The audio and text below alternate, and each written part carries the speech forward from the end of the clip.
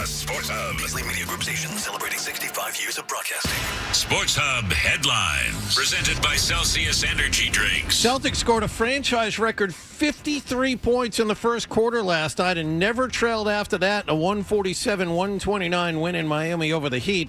Jaylen Brown scored a game-high 43 points the game after he shot 9 of 29 from the field in Atlanta. Just play better than I played in Atlanta.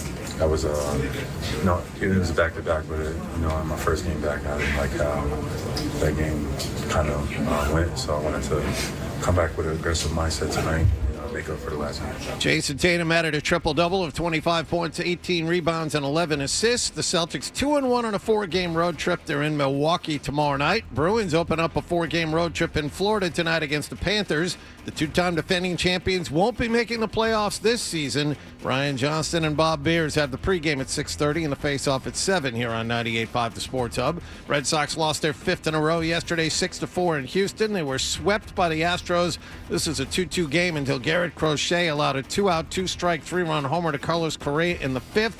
Crochet allowed the 5 runs in 5 innings and took the loss. Red Sox are 1-5. They host San Diego tomorrow. L.A. Rams wideout Puka Nacua has checked into rehab, according to his attorney. And the PGA announced yesterday Tiger Woods has stepped down as the U.S. Ryder Cup captain for next year. Sports Hub headlines are brought to you by Freedom Boat Club. Don't buy a boat this summer. Join Freedom Boat Club. Enjoy unlimited usage of boats at 21 prime locations from the North Shore to P-Town. Go to freedomboatclub.com today. I'm John Wallach on Boston Tone for Sports 98.5 The Sports Hub. Your next update at 6:30. Are you actually coaching the game, or it's just that is? I feel so strongly about that. I can't even tell you. Boston talk sports here. What do we got? Sports. Ladies and gentlemen, I need all of you to stop what you're doing and listen. Toucher You might hate me, but you're listening. and Hardy Don't bother me. I'm at the Pickle Palace. on 98.5. I know what I'm capable of. He said something about peanut butter, right? Yeah, boning, baby. Make America nut again. That's gross. That's disgusting. Let's talk about cheese. What are you gonna have for lunch? I was at dinner with my wife and a friend. Kitty, kitty, pussy, kitty, kitty, kitty. Flap, flap, flap. Shut up, I'm trying to talk to Paul. Toucher and Hardy Good luck trying to put your finger in it when there's a million holes. on 98.5 The Sports Hub. Let's go. Eating, blah, blah, blah. That was his nickname for it. Hey, Lisa, look up. Hey, good morning, everybody. Good morning. We are show by name Toucher and Hardy. You can watch us on YouTube. Subscribe to 98.5 The Sports Hub on YouTube. We're in the Town Fair Tires studios. A big show on the way today. Tom Caron, Ryan Johnston, Mike and the Mad Dog stuff. A bunch of stuff happening today. Yes. Thank you. Everyone is here. I am here. I'm sure a lot of people are very concerned. You sound much better today. You already sound better out of the gate. Yeah, it went from my nose to my chest, and now I just can't taste anything. Seasonal allergies there. Yes, it's not allergies, I guess. I guess I'm very ill. My allergies start acting up a little bit. I have a friend who is in the medical profession, and they were saying, first of all, they made fun of how often I urinate, which I didn't think was necessary when I felt this way. And then Seems odd for a doctor to start poking fun at somebody's. I didn't even call that an issue. Just like a bodily function. Yeah, it thinks you'd be a little more mature than that. Yeah, but then yeah. they said, drink so much water that you feel like you're gonna explode. There's a doctor who said that. Yeah. I don't know about that. Well, you could get the weave for weave situation. Well, you get the internal drowning. The kidneys back up. You can't process the water anymore. The organs start to take on too much water. And next thing you know, bye-bye, Freddie. Well, that was the biggest nightmare thing that I've ever heard of a radio station having happened to them. There was a show, like a top 40 show somewhere, years ago, but not more than 20 years ago, because I was in Boston when it happened, and they did a thing called Wii for Wii. Remember the Nintendo Wii? Yes, 2007. Right. So they had a thing where they had people like drink water sporadically, or not, I guess not sporadically. They would have them drink water at intervals, and then like the last person to go to the bathroom was the person, something along the lines of you drank a lot of water and you didn't pee. Mm-hmm. And one of the people died from doing it. But it sucks because how would you even know? Like, I mean, did you know that you can drink too much water and die? I mean, I had no idea that you could drink too much water and die before that. So the only reason why I thought it could be a thing was from one of those books that did your parents have, like the People's Almanac and the Book of Lists? No, they were intellectuals. Okay, so these were like 70s and 80s things. If your home also had Reader's Digest, then these are the books that you either kept out on the coffee table or in the bathroom. And I remember reading in one of those books when I was a kid that, yes, 10 strange ways you can die. It was probably in the Book of Lists. Mm-hmm. And it was, like this whole internal drowning thing. Yeah, I didn't know and so I felt so bad for those people because they were up on they obviously lost their jobs and didn't work again, but they were also up on criminal charges, and it's like, who knew? Like, it just seemed like a silly game. It wasn't even dirty or anything like that. Like, who knew? And I don't even know why it's really their responsibility. But, I mean, why would they have to know any more than anyone else? But there you go. I mean, they obviously never went to jail, but I bet I'm have to imagine they felt pretty bad about someone dying on their watch. They did lose their jobs. The show was canceled. Yeah. Yes. Yeah, I would figure which is the biggest tragedy in all of this. Well, I would think that if someone died, that you would lose your job, but they had to go through court and everything for it wasn't murder or manslaughter, but for whatever they were charged with, they had criminal charges on them, and then all the civil charges and everything like that. It's almost worse that it wasn't like a dirty show, because like a dirty show, you're like pushing an envelope and trying to these are just dorky top 40 people like clowning around. Yeah. And this is the last thing they expected. If someone died, during the course of their duties doing this show, do you think we would stop doing the show? Like if Nick got stabbed in the head when he was out getting street audio, do you think we would stop doing the show? No. Pong ka po ag. Mourn for an appropriate time and move on. What's sad about radio is that in just most things in general is that you would think that there would be much more of an outpouring of emotion and things than generally end up happening. No, there's not a lot. There's like a Cobain thing, like a John Lennon thing, but for every one of those, there's a million Smash Mouth guys. Here we go. Don't even. Here we go. Don't even. I thought you emptied the tank yesterday. Apparently not. But how many people in radio have you do you know of that you had, you've had a very long, successful career in the same place, and then you're not on the radio anymore, and everyone just kind of forgets about it? Howard said it years ago. Now, I don't know if he still feels this way, but once again, invoking Howard Stern, who you and I both hold in very high esteem. Absolutely. He said it years ago. Like, Howard, what will you do? What will people do when you finally leave, when you finally do retire? He said, people won't care. They'll talk about it for a couple of minutes and they'll be on to the next thing. That he seems to have a remarkably firm handle on things, because that's how it works. Johnny Carson leaves the Tonight Show. Oh, it's a story, mostly from the network that he's on, and they'll make it a big story, but someone else takes over, and then there's a new Tonight Show. It's just, you move on to the next one. And I can't think of anyone that we lost in radio that, people just stopped what they were doing afterward. It doesn't happen. The best thing that can happen is if you're fired, it's the same thing. That you know what the nicest one was? There was a midday guy in Philadelphia that apparently had been on the air since the 70s. Yeah, that recently died while he still had the job. Pierre Robert. Thank you. And that's kind of something in radio that's not really around anymore. Are like disc jockeys that talk up songs that are very popular. And when he died, like artists that were in Philadelphia playing stadiums were like talking about him. Like I heard about him. I thought that was very nice. Mm-hmm. So, I mean, I guess it is possible. But yeah, you think the world's going to end because you're not on the radio anymore. Here's the problem about radio, though, now. We've discussed this, Hardy.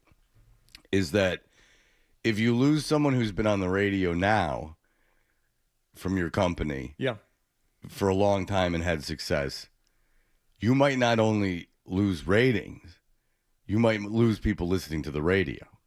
Yes. So that's a very perilous thing to walk because it's good. It's radio business with the fragmenting of media. It's difficult to know where industry's going. I mean, people are going to consume audio content, whatever, and 99.9% of these podcasts are terrible. Well, but it's the fragmenting of the media, like you said, Fred. And I think there are other areas, like I think about news anchors. Like that was a huge thing, whether you're like a local or a network news anchor. And 30 years ago, when Dan Rather retired or whenever he stepped down or something, that was Bonds. That was a big story. Yes, locally, when your 6 and 11 anchor finally retired, that was like a major thing. Now I think that's getting fragmented to the point where, do you know who the 6 p.m. network anchors are across the big three networks? I know who does CBS because I guess it's been a huge failure. So I just read stories about how their ratings are in the tank. So, compared to Walter Cronkite or Tom Brokaw or Dan Rather. No, yes, right. But the point is that if you lose people that have been on the radio and people feel like they know and have been habitually listening to.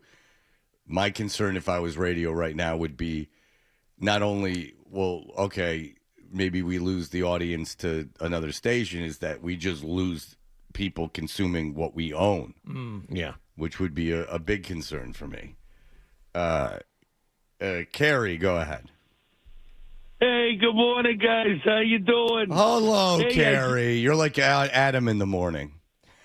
Hey, right. Why, listen, I was a tree hat on that I take it is. Oh yeah, he's low level trolling you with that tree yesterday too. Yeah, that's how much I know what's going on there. Go ahead, Carrie. Yeah, so hey, how's the gout doing, Fred? If I take colchicine, which they don't give you a lot of, I don't know why. It's a steroid that I don't. It gives you, if all it can do is make you sick, it can't make you feel good. So again, they don't give you a lot of it, but if I take colchicine, then it will go away. Isn't that sexy? Again, ladies. Carrie was ready with his remedy. If you're alone in the car, slide a hand down there. Think about the gout. Rub. Or whatever you do down there. Junior, go ahead. Gentlemen, good morning. I wanted to apologize for my surly email at the end of the show yesterday regarding the contest. I was not blaming anybody for not listening to my entry or anything like that.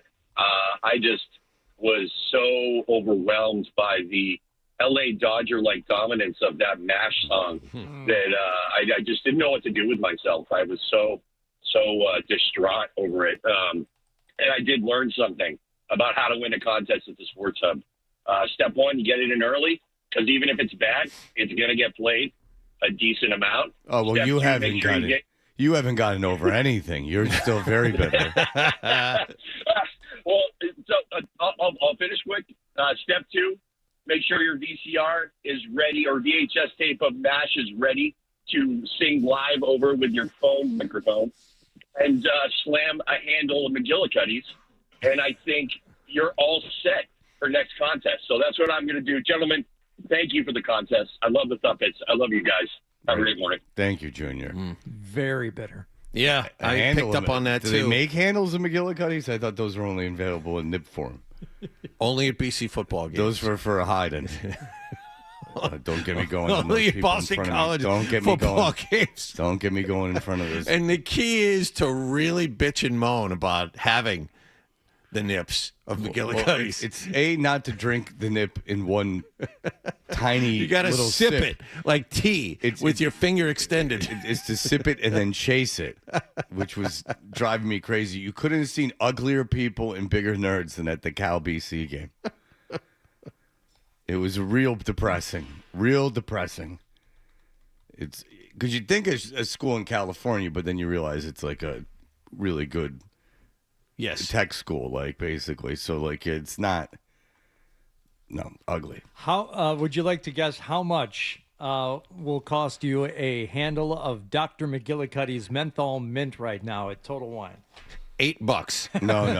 $13.99. No, $30. $21.99. Still, what a bargain. Yeah. I didn't know they made handles of Dr. McGillicuddy's. That's got to be 25,000 calories. That handle of McGillicuddy's. That's like drinking a handle of milkshake. Yeah, what's the sugar content in that? I don't know. It's gnarly though. I was drinking McGillicuddy's for a while. It's just because you can just drink it out of the bottle. Like it's just gnarly. The sugary stuff that you get like drunk and sick off of and hungover from is so much worse. One of my first really bad drunken hangover was from drinking Southern Comfort. Yeah, that's gross. Yeah, it's so gross. But I was like 17 years old or something, and that was terrible. And then I don't know, maybe it was just my sweet tooth. The only time I really enjoyed any kind of whiskey was Seagram's 7 and 7, and I do a 7 and 7, also very sweet. And you get that mixer in there with the extra sugar. Oof, and bad stuff from that. That's why I blame my Jaeger hangovers on too. Too much sugar in that. The Jaeger isn't like McGillicuddy's or Fireball though. I don't think Jaeger is as sugary as those two things. Well, sometimes, Fred, you could make it extra sugary when you'd mix yourself up some shots of Killer Bee. And the Killer Bee was the mixture of Jägermeister and Baron Jaeger, the honey-flavored Jägermeister product. And if you poured it correctly, you could actually layer it. So it was almost like a black and tan. You could get the very, very dark brown Jaeger and then the amber-colored Baron Jaeger to kind of like be now, would that be a shot or shot?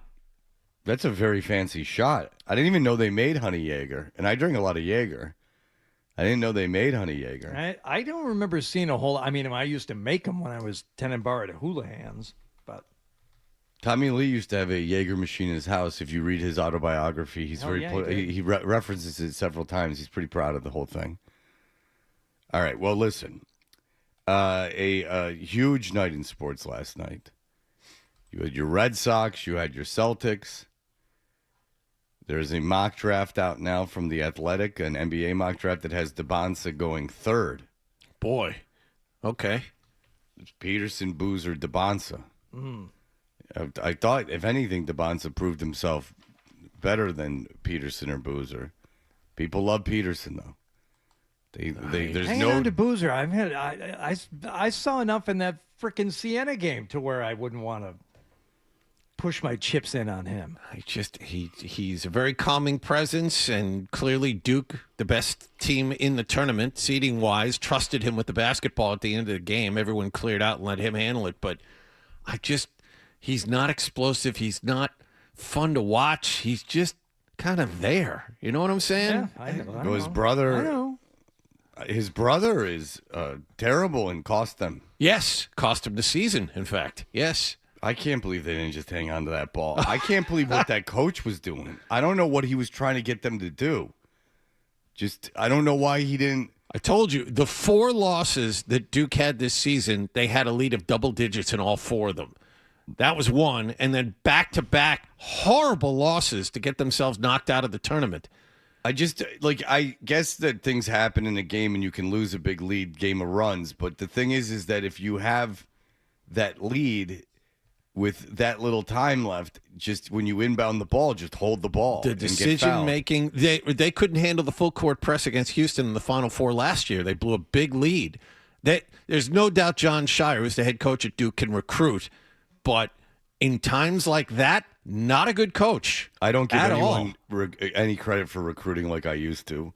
I mean, you just pay the kid. Fair enough. He has more money to work with than a lot of schools. Yeah, I mean, that's fair. you're not recruiting anymore. You're just paying. It's just what paycheck you can lay out there. And if it's all even, I like my chances at Duke more than I like it other places too. All right, we'll be back in just a moment with what happened last night. You're listening to Toucher and Hardy.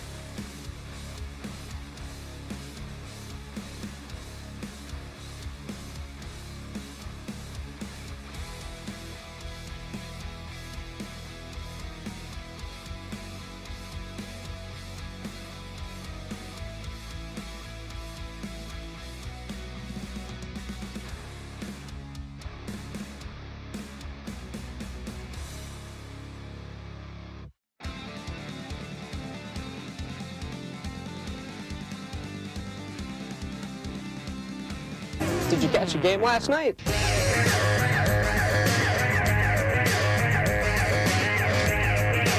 Hello. We are Toucher and Hardy. What happened last night's brought to you by Leonard Hair Transplant Associates, where your hair doesn't have to be a game of what happened.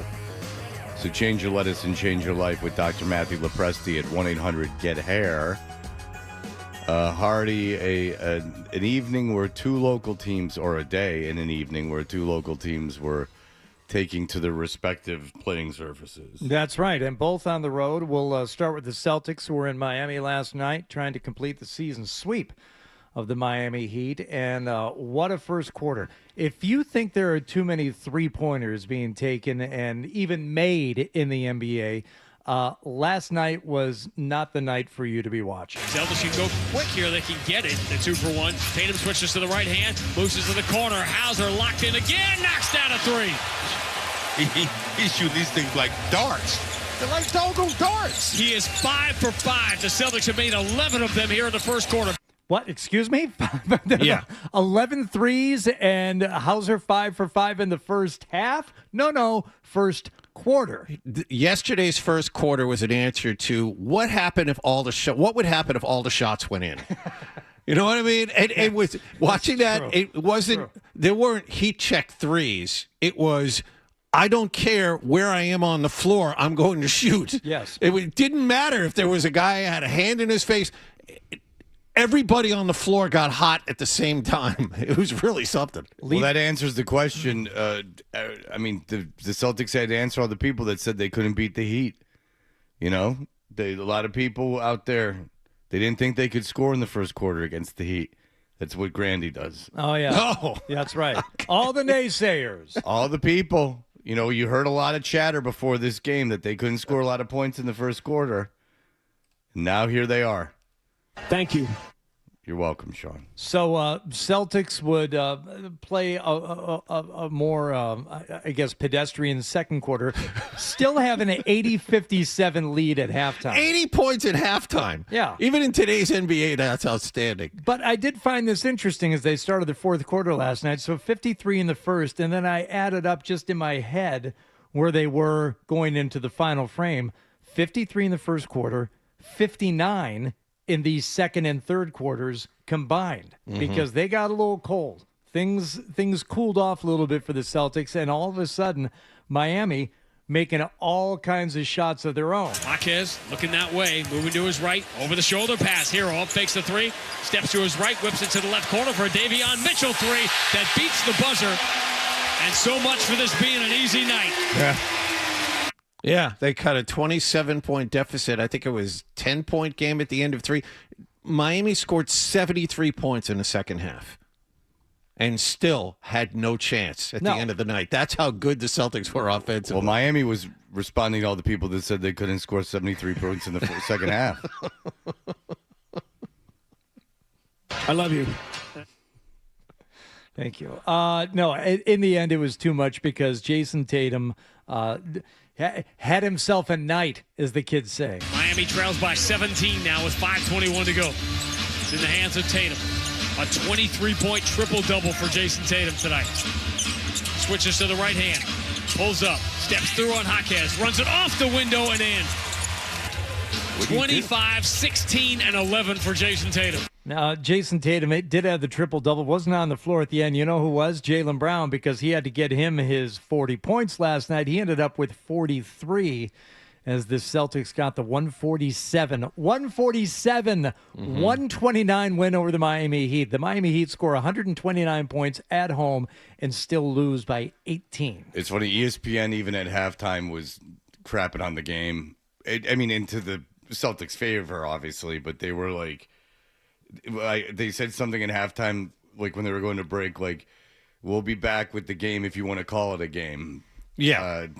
In a minute. Tatum had a double-double in the second quarter. I mean, it was. He played a lot last night. Yes, he did. And he looks normal. He looks like he did last year. Yeah. And it had nothing to do with the game and the pace of it. Everyone was scoring last night. He's moving well. It's really remarkable. 37 minutes, even without him not being on the floor, I think, at the very end. I think he did come off, but he got his time in earlier. So There you go. And as far as like all the 3-pointers made, what an historic night. Miami, 24 of 47 on their 3-point shooting for 51%, which is actually better than what the Celtics managed last night, 21 of 44 and 48%. Yeah, it was a close game for the first 6 minutes, and it was like 29-28 after 6 minutes. That everyone was going, then the Celtics pulled away. They're 2.5 games up on the Knicks now for second place in the conference, and they have a game in hand. Celtics have 6 games left, so it's pretty much done. And they'll finish second in the East. They're not going to catch Detroit. Detroit still leads by 4 games. Yeah, Detroit's got 6 games left with a 4-game lead. Yeah. So Celtics will visit Milwaukee tomorrow night. Yep. And that's a problem unto itself because Giannis wants to play. Milwaukee doesn't want him to play. He's hurt, technically, but wants to get back out there.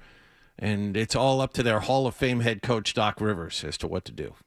Yeah, it sounds like you're putting a little stink on that on their Hall of Fame coach. Why do you have to say it like that? We discussed it yesterday. Well, Doc. I know we discussed it. Do you think he doesn't belong in the Hall of Fame? I think Let it's everyone else in. I mean, the Basketball Hall of Fame is no longer the Hall of Fame. It's the Hall of very, very good.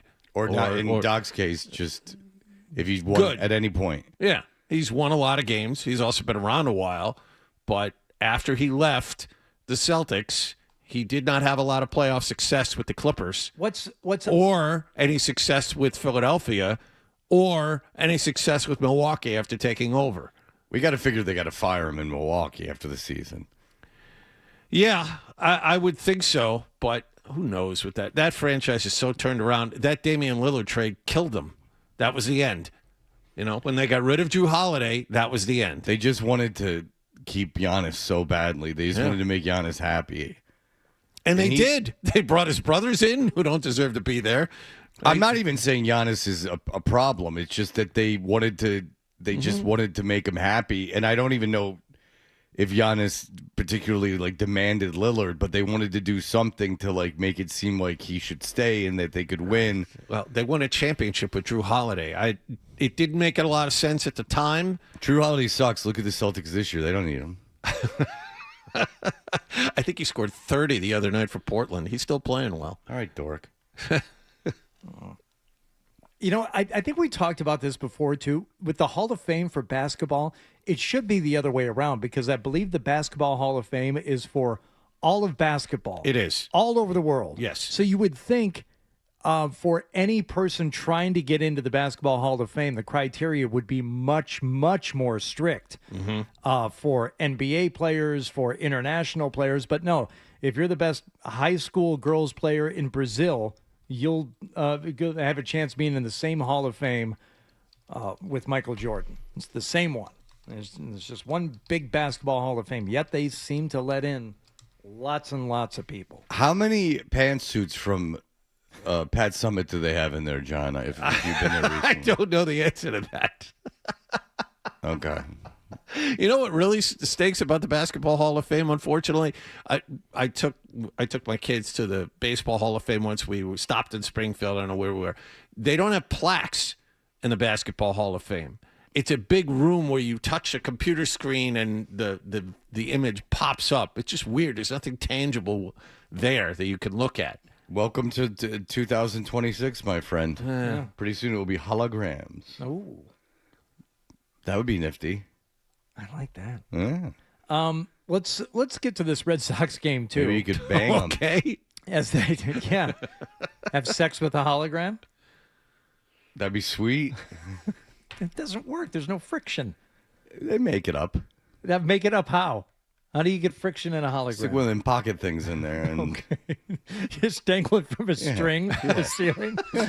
Or on a pole so you could, a string you in would an appropriate place, there wouldn't be any pushback. Just put a flashlight there in the middle of the hologram and have at it. Absolutely. Celtics wrapping up their 3-game set in Houston. Red Sox. What did I say? We said Celtics. Well, okay. We were just talking about the Celtics. Red Sox. Yes. Wrapping up their 3-game set against the Astros in Houston. And, hey, offense coming alive in the first inning.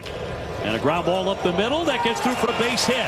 And the Red Sox are going to strike first here today. Duran circling around. It is 1-0 Boston. Hooray. Take that. Yeah. Garrett Crochet on the mound. Everything's looking good. Let's go to the 5th inning. You skipped over the bottom of the first, which is when they gave the lead right back. John, we're pressed for time here. Oh, I'm sorry. Because the game is still in hand at this point. Yes, other teams are going to score runs. It happens, even with Garrett Crochet on the mound. What you don't expect is to have 2 outs in the 5th and looking to get out of a situation and have this happen. Correa drives one deep to left field. Forget about it. 5-2 Astros. CC with a 3-run shot into the Crawford boxes. Forget about it. 2 outs, 2 strikes. He just swung and missed at a pitch up in the zone, the pitch before. It was 1-2 pitch. I was going to say, it's a 1-2 count? Yep.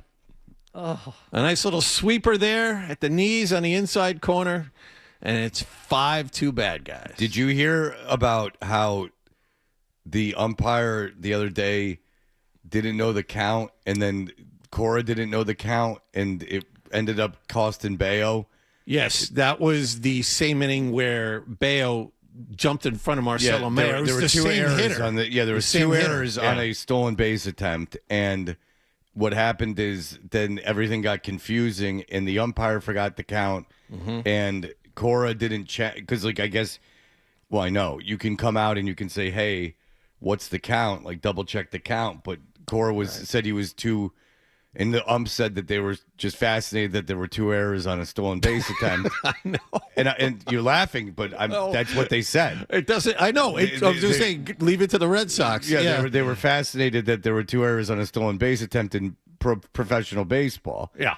And so they, like, screwed up that whole count thing. So, for all your computers and ABS systems and stuff like that, I mean, I'll tell you, Still got to pay attention. I saw the Mets challenge a call from ABS yesterday. That was the dumbest challenge that I might ever see. What was it? It was a curveball that broke maybe 6 inches out of the zone, and the catcher called for ABS, and Herrera was up, and he just started laughing, and then they showed it, and it was like, what did the catcher think? I framed the crap out of that. Well, if you frame it, it doesn't matter. I mean, that's the thing. The art of framing is now gone. It does not matter if you frame anything. Yeah, that's true. It just, I don't know what the guy was thinking, and it was a tie game, and it wasn't a third strike, or it wouldn't have been a third strike. So, like, I know this is just really random, but it was. If I was managing the Mets, I would have been absolutely apoplectic. If I was the pitcher, I'd be pissed off too. Yeah, I only get 2 of these. If you're wrong, I only get 1, and I got to make it last the rest of the game. I think it was like the 6th inning. There wasn't 2 strikes on the guy. It wasn't to get him out. Like, it was like a situation where I don't know why you would have used it, and it was just the oddest thing. The point is, it was kind of interesting to see on the diagram a ball 6-7 inches outside of the strike zone, 6-7 out of the strike zone. That happens in pickleball sometimes, and we have a lot of fun with it. And the score is 6-7. It's just my daughter knows that it's corny and does it over and over and over again now. What do you mean corny? It's fun. Kids love it. Yeah, I know, but I mean, I think they love a good little tug in cheek. Oh, I see. I don't want to get in. I really don't want to get into this because I fear your wrath coming from this, Fred. But I want to mention it. The zone that they're using, the changing zone based on the players and all this stuff, is it 2-dimensional or 3-dimensional? Why does that matter? It's like breaking a pane of glass if the ball. Where's the pane of glass? Is it the front of home plate? Is it in the middle of home plate? It's 3-dimensional. I know what you're saying. It's 3-dimensional. It is 3-dimensional. Yeah, fair enough. Right. Okay. It's the width and length of the plate. Thank you. All right. Because I could see, like in your Mets situation there, a catcher saying like, "Oh no, he caught the corner, at the front of the plate, and it absolutely dipped out of the zone there, and I had to, dive to catch it, but it caught a portion of it there." If they're dealing with the 3 dimensions, yeah, it's where it crosses the plate, the not, you know what I'm saying? Like, yes, it has to cross the plate it has to cross the plate. It gives you the whole plate. Right. All right. Yes. All right. Garrett Crochet, what do you have to say for yourself? We're about to go home, and I expect us to have a better response once we get there, especially with an off day to really sit on these tough times. But, today I felt like we made the adjustment. Ultimately, it was me that kind of screwed the game up for us. You know what? Their problem last year, the batters struck out a ton and they couldn't field the baseball. You know what their problem was? Well, first 6 games of the season, they're striking out a lot. They struck out 38 times in these 3 games. 13 times yesterday. That's a lot. And you know what? A 1-1 game, first inning, ground ball that you probably could have taken your hand and rolled it out to Trevor Story with 2 outs. Story comes in and misses it. It goes right through him and into left field, and the Astros have a 2-1 lead. I mean, they can't field the baseball. They can't hit the baseball, and because they strike out a ton, they're not moving runners over. And you know what? They don't have any way to create easy runs. They don't have that big guy in the middle of the lineup with one swing to bring you at least 1 run, if not more. So not a good start. It's very early, as I'm sure Tom Caron will tell us in the 8 o'clock hour. It's really, really early, but if you start a season 1-7, 1-8, 1-9. No, you can't. If you win 1-5, that means you lost 2 series and you got swept in 1. No, it's not a good way to start off. You go by series and then you go by weeks. So even I, who, you can't sweat week to week or you can't sweat game to game, but you ideally, obviously, this is all very obvious, but you want to win a series, fine, you didn't, but you can't lose weeks. Like, right. So, because if you start doing the math of losing weeks, it really puts you behind the 8 ball. Then in May and June, you got to play like 650, 700 baseball to get yourself back in it. Exactly. And this team is not a dominant team. 1-5 is not a good way to start. I'm with you there. It's even 2-4. You're like just 1-5. You put yourself in a little bit of a hole. You just got to turn it around quick now.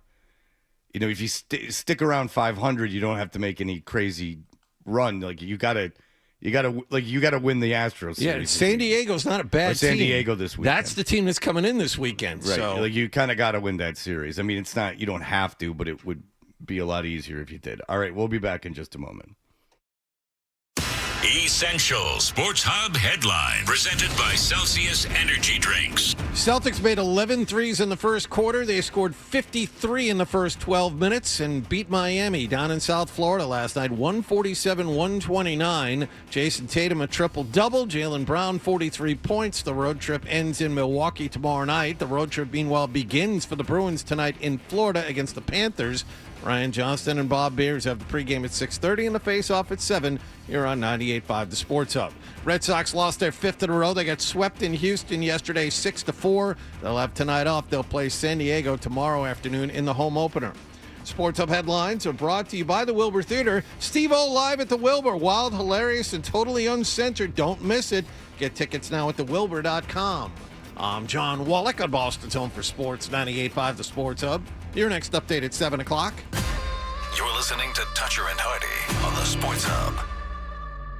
This is Jeffrey Glassman of Jeffrey Glassman Injury Lawyers. When you're hurt in a car crash or on the job, we fight big insurance companies to make sure you get the money you deserve. Call 617-777-7777 or visit gottagetglassman.com. Who provides expert consulting to guide your IT decisions? Who builds IT plans that align technology, growth, and strategy? Who delivers consulting services that turn today's needs into tomorrow's roadmap? Expert guidance, strategic IT planning, real outcomes.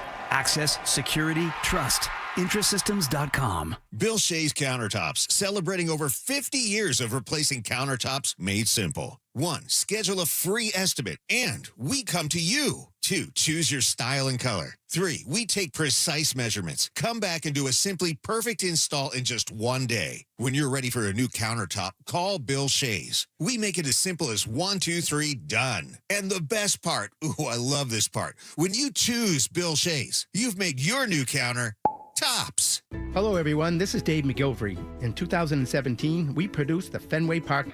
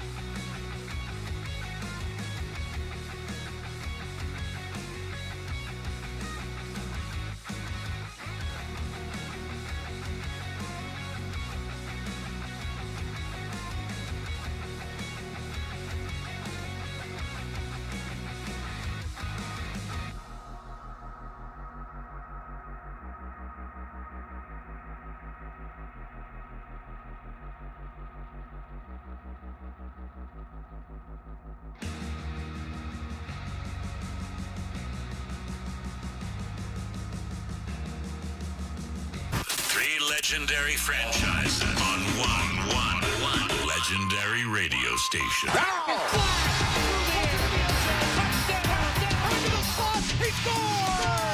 It's the Sports Hub. When it comes to the show, Hardy thinks the same way you do. Nothing happened. He's got the same questions. Where is the story? And the same opinions. Boring. And he's back with Fred on the Sports Hub.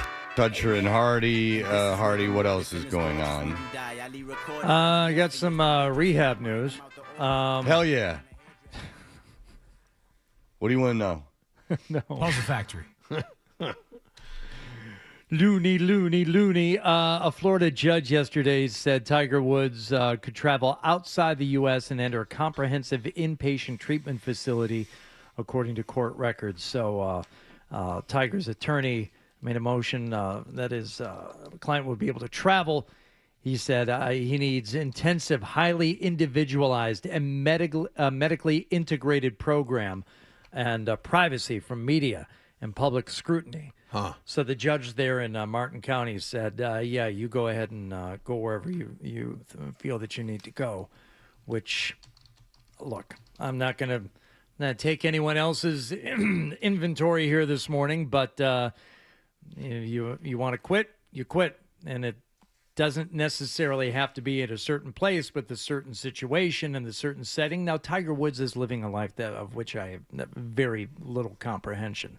So maybe the privacy issue is something that I don't even understand. But the fact that he's needing special situation in order to undergo treatment, I don't know. It doesn't give me the best feeling. No. What's happening is that because of the charges against him, he needed permission to leave the state, and he just wants to go to rehab for numerous reasons, and so the judge is just allowing him to go to rehab. The privacy thing is that they don't want to publicly. I imagine that they don't want to publicly announce the rehab, and he doesn't want to do it in Florida because there would be more eyes on him, unless you're Puka Nacua, who's in rehab, but apparently comes and goes as he pleases and gets to see all his friends and hug them. That was the best part. Well, so Puka Nacua is apparently in rehab, and there's that's the other news. Yes. And, I'm sorry. No.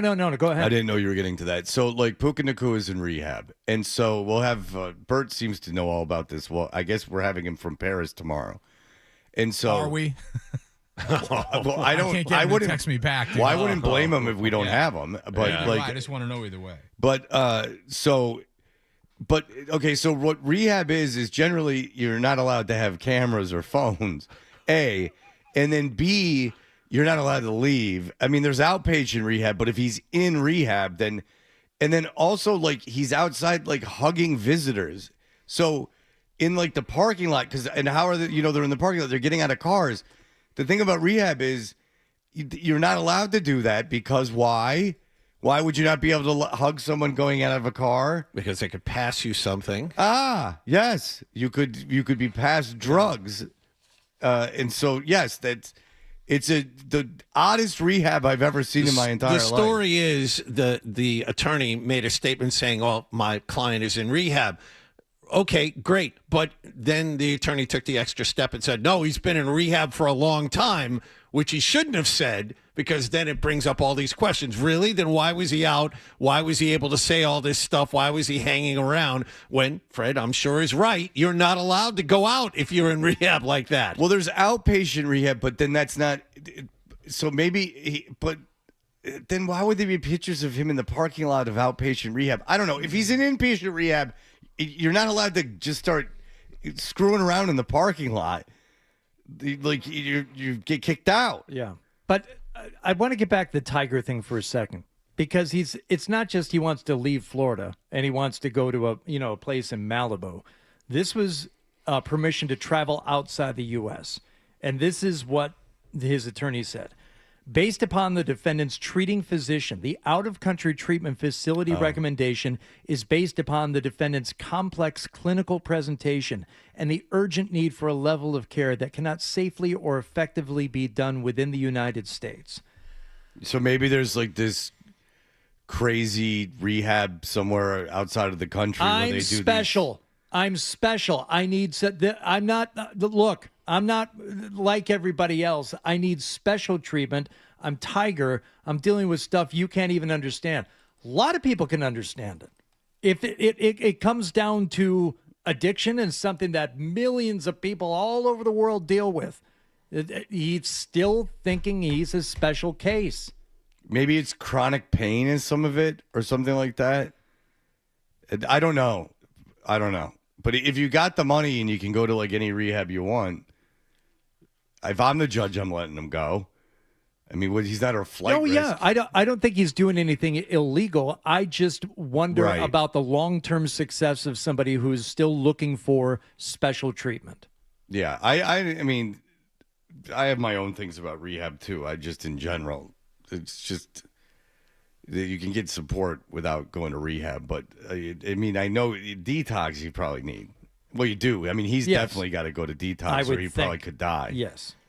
Because he's been on traveling around with hydrocodones in his pocket. There's a couple of Lucy's. Exactly. I'll tell you what, I could take the hydrocodone. All it does is make me nervous. It makes my heart beat. It doesn't have the effect it's supposed to have, which I suppose is a good thing. But like, whenever I've been prescribed pain pills and I've taken them, I've gone like, ooh, what's going to happen? And all I do is itch and can't sleep. Like it does. I get no wave of. And then I was listening to the Duff McKagan book, and he said the same thing. He said that because he had when his pancreas exploded, he said they were giving him opiates, and he was like, "So this ain't doing anything." Yeah, he's like, I don't like this either. So if I could interview Duff, that's what the first thing I would say is be like, dude, bro. Yeah, you and I. We both don't like weed, and opiates don't have the same effect on us as it does to other people. We're like bros, right? And then we'd probably hang out for a while. You know, we'd probably end up. He probably wouldn't even want to leave. And then he'd give me a hat that says tree. So I could walk around like Adam. I get you one of these if you want. Oh, no. You already stole all my SSD stuff. That's right. Right. That's right. SSD control. Yeah. Al, when Al was alive, he used to listen to the show every morning, and he would correspond a lot. Al from SSD control, very, in the world of hardcore, very seminal band. Yes. And that, internationally. I don't expect anyone to know it. This is not a Fugazi in DC situation. Phil Perry. But Al would send, he sent at one point this huge package of SSD stuff. And I don't even think Adam worked for the show. No. But he was like a kid in a candy store. And then I felt so bad for him. I just let him have it all. That was very nice of you. And the hat, I got some guitar picks, stickers. I put one on my coffee mug, which actually you gave to me as well. So thank you. So you're so generous of a friend you are. Well, I see where you're at. Yeah. And that you're reaching out. I feel seen. Thank you.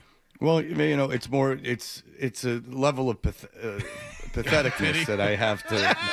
I feel an obligation to step into. Yeah. Because I have so much and you have so little. I have a shared wall. I have that too. Well, listen, these two. You're the same. These two jamokes with their freestanding homes. I don't like that at all. Well, John went ahead and got remarried so he could have his walls back. You see. Well, in that's a 2-income house, as is Hardy's. Yeah. Mm-hmm. I mean, you and I are on our own. Yeah. By the way, got an email in, and this isn't a gotcha moment, Fred, but because I really want to know, because this is going to be coming up again and again and again. The ABS does use a 2-dimensional strike zone. And Jesse says that Pilgrim has been going on and on and on. Whoa. Okay, yeah, that's okay.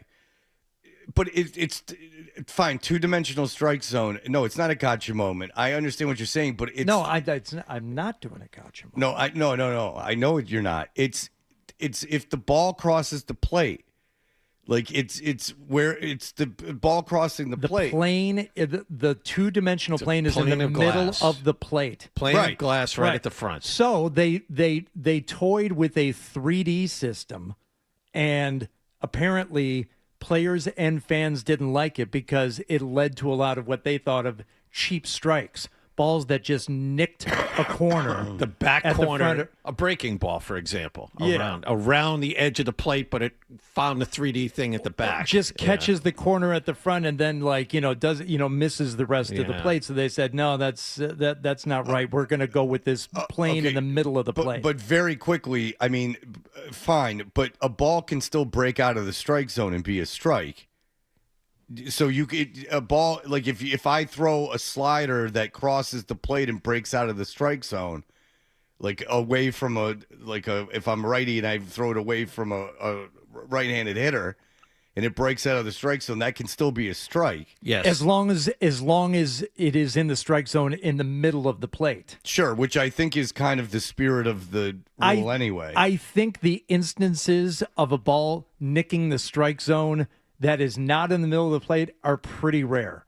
I don't think you would have a ton of those that you would have to deal with. And when you talk about painting the black, that's still the ball crossing the length of the plate on the very edge of it. Well, this isn't the PTB rule, the painting the black rule. It's the ABS. Well, no, the ABS, if you painted the black, would still be a strike. Strike, yes. Because the whole ball doesn't have to even be in. Nope. It just has to be even like a little tiny bit of the ball. Okay, I was wrong with the three-dimensional thing. But as you could probably find it hard to believe, I had trouble conceptualizing what you were speaking of. But no, what Felger and Maz going on about this? They've been talking about ABS quite a bit. Well, that's exciting stuff. All right, we'll be back in just. Did they talk about space films? That's what we're about to do. Yeah, that's what the people want to hear. All right. John doesn't want to talk about this mission to the moon. I can tell you that. All right, we'll be back in just a moment. You're listening to Toucher and Hardy on the Sports Hub. Opening day is Friday. Join Bub.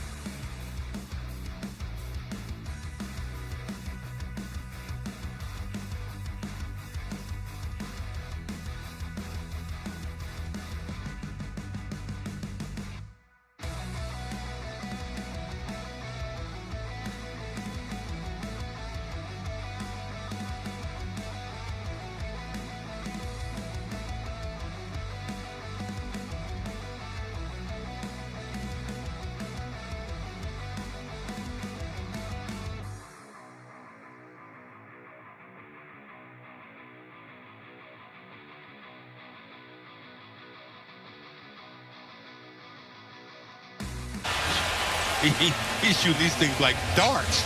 They're like doggo darts. He is 5 for 5. The Celtics have made 11 of them here in the first quarter.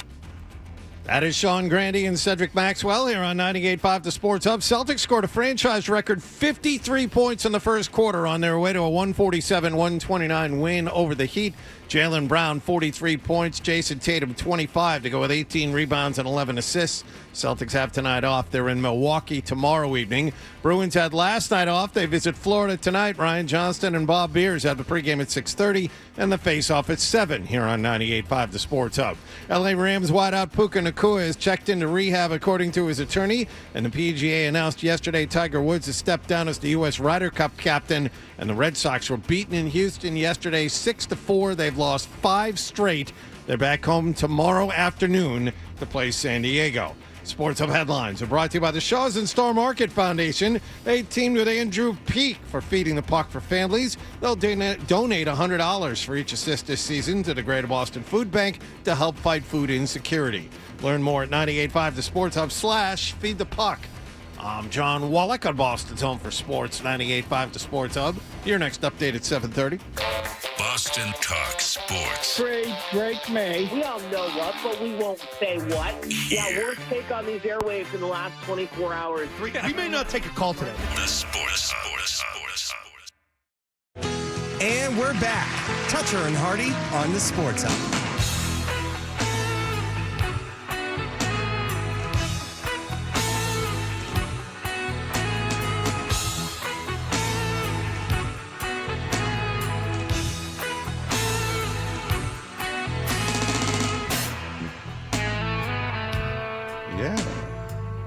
Is this Sats? Is this Satriani? Prince. Is this Stevie Vai? Eric Johnson. Yingve. No, Yngwie never got soulful like this. Yngwie would just let it fly. We are Toucher and Hardy. You can watch us on YouTube at 98.5 The Sports Hub. Subscribe to that on YouTube. The United States has got a mission to the moon, the first one since a long time. And John hates it. He does not like that we're going to the moon. That's what Hardy's telling me. Well, we were watching it this morning. I actually watched the launch live yesterday. I didn't plan on doing it, but it was on. I think Marcy had turned it on. I'm like, oh, I don't know, look at this. There's something to see here. And I walk in this morning, and his feathers are all ruffled over there, and he's all Polly Pissy Pants because he says, as long as you're going to the moon, why don't you stop for a minute? Yeah, land on the thing instead of circling it and coming back. What is the problem? Why can't we do that? He says they're not going to the moon. I said, John, if you got to take your kids to the mall, you say, where are you going? To the mall. And yeah, but in that case, you're dropping the kids off. They're not dropping anyone off. They're just kind of circling it and coming back. Well, I'm just wondering why. You're circling the mall when you drop the kids off at the mall. You still went to the mall. But it was productive because you dropped somebody off there. Touche. Why are they going around the moon? No one knows. They haven't said. Way off. And other scientists are debating the folly of this mission that will fly around the moon and come our back. president's Space Force is better than this. Haven't you ever thought, like, isn't it amazing that we as humans are so lame that we're not more curious about what lies in the like, once you figured out how to get to space, you would think that you would be like, myself included, you would think that you would be like rhapsodized. Like it explains so much. Like you see that there's this infinite galaxy. What it explains is that there is so much that we know nothing. It really explains that we know nothing. We know our immediate universe. And not even that. They're still debating on whether or not Pluto's a planet. Remember that? But you're getting too specific about things and literal about things. It just, like, there's so much as human. We think we know everything, but in reality, there's this vast. We know nothing. Limitless. We know nothing. And so you would think that there would be this great feeling that we got to be going all over the place to see if we can uncover any kind of riddle to why we're here, like why human life exists, why the universe exists. But no, we're all We're all sitting around. I'm, watching Seinfeld at 2:00 in the afternoon. This is how I choose to spend my time.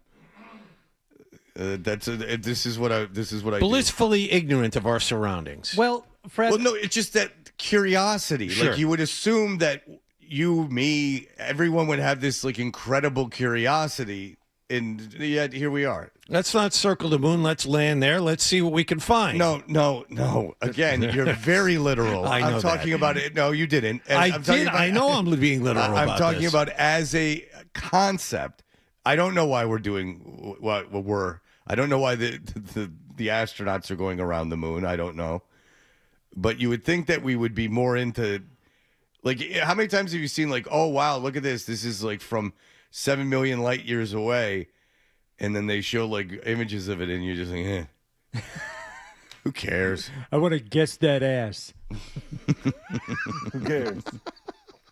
Well, Fred, the more imaginative among us, the true geniuses of our time, the people in Hollywood have done an outstanding job of making movies about space over the years, and I have here in front of me the list. If you look, please, Adam.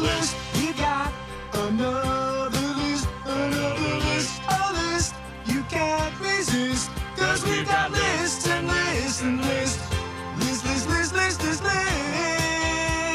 Everyone loves Liz. It's our new list song, the 30 best space movies of all time. Now, are they all about space? We'll find out. All right. You boys will try and just come up with movies that you think would be on the list of the 30 best space movies of all time. Well, a movie that no one's ever seen, 2001: A Space Odyssey. Oh, my God. Correct, Fred. Right there at the top, number one from 1968, the Stanley Kubrick masterpiece. You had 1 year to 2001. that. I'll watch it. A Space Odyssey. 1 year to when it was made. I understand. Yes, that is the number one space movie of all time. Yeah, have either of you sat through that? No. Yes. You have? I have sat through it. My father insisted on it, so that was one of those deals where I don't want to watch this. You need to sit and watch this, and I was trapped for 2 hours watching that. Was your father like a stoner kind of? No, Really? he was not. Because and he still insisted, you need to watch this, Jonathan. It's great. And it was endless. Yeah. It just, I didn't find it good at all. And by the way, like I get it. Like I get what is going on. Like I'm not such an idiot that I don't understand the point of the movie, but I guess maybe in 1968 it seemed a lot, but this seems a lot like a Grateful Dead show. You need to be on acid to really to enjoy this whole process. You know what? And I take that back. I think I did watch it. I think I had to watch it in college. And I did see the sequel many times, 2010, the year we made contact, because it's got my man Roy Scheider in it. I see. I'll watch that. I didn't even know they did that. Yeah, that's a good movie. Yeah, it was good. Yeah, I I never like saw that that one. one. John Lithgow's in it. Okay. Yeah. Oh yeah, but he was in Third Rock from the Sun. Oh, and the woman who plays Chevy Chase's wife in Funny Farm. She's also in 2010. And she's got it going on. Yeah, you like that. Yeah, I think I know who you're talking about. Was she in Doc Hollywood too? No.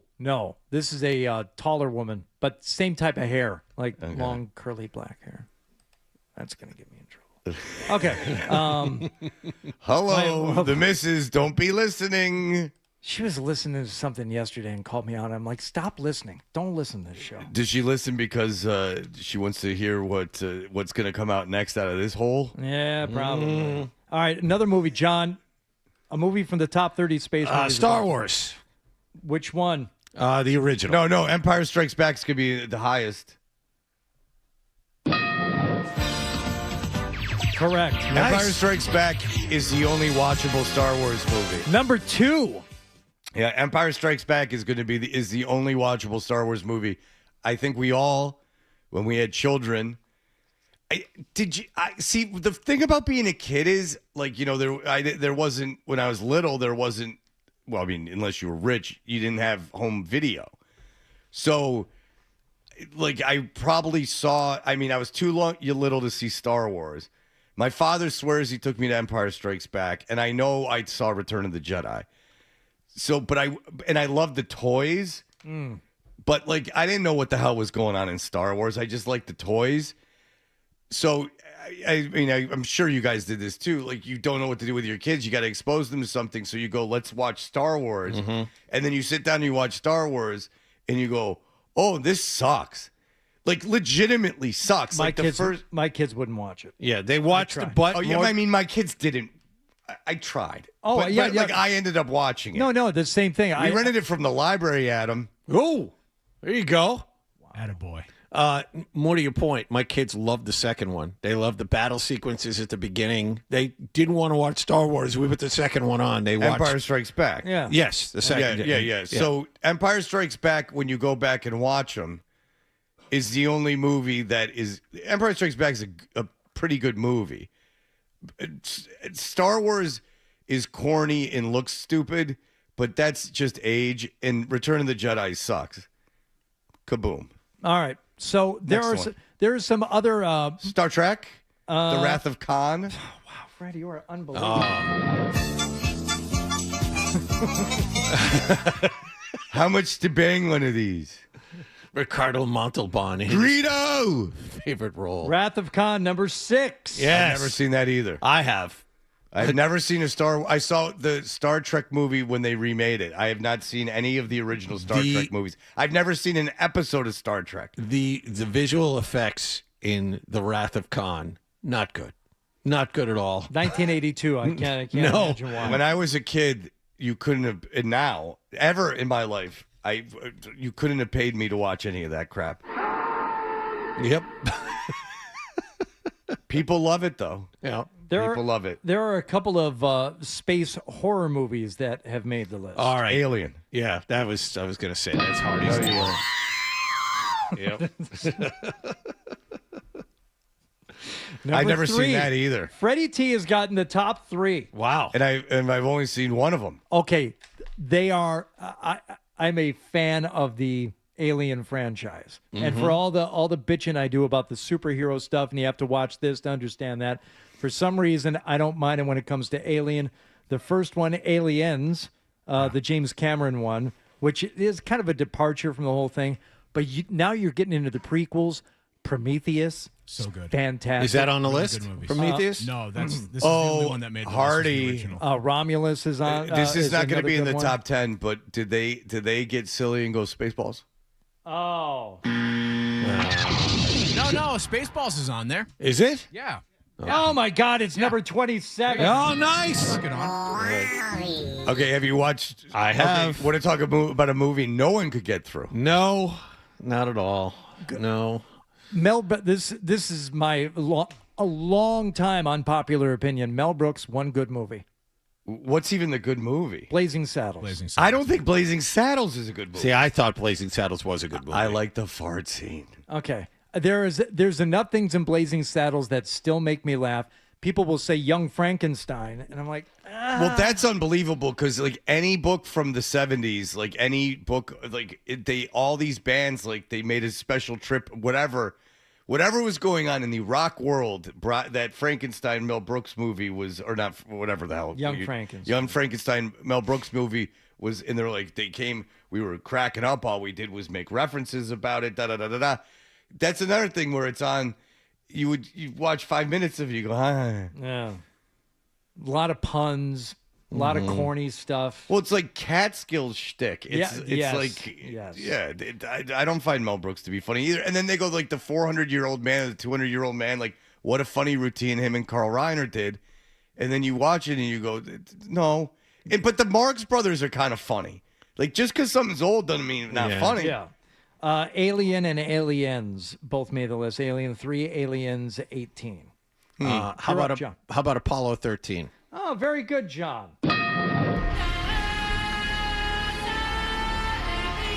Number 9 on the Was list. that straight to video? I didn't know Apollo had his own series. No.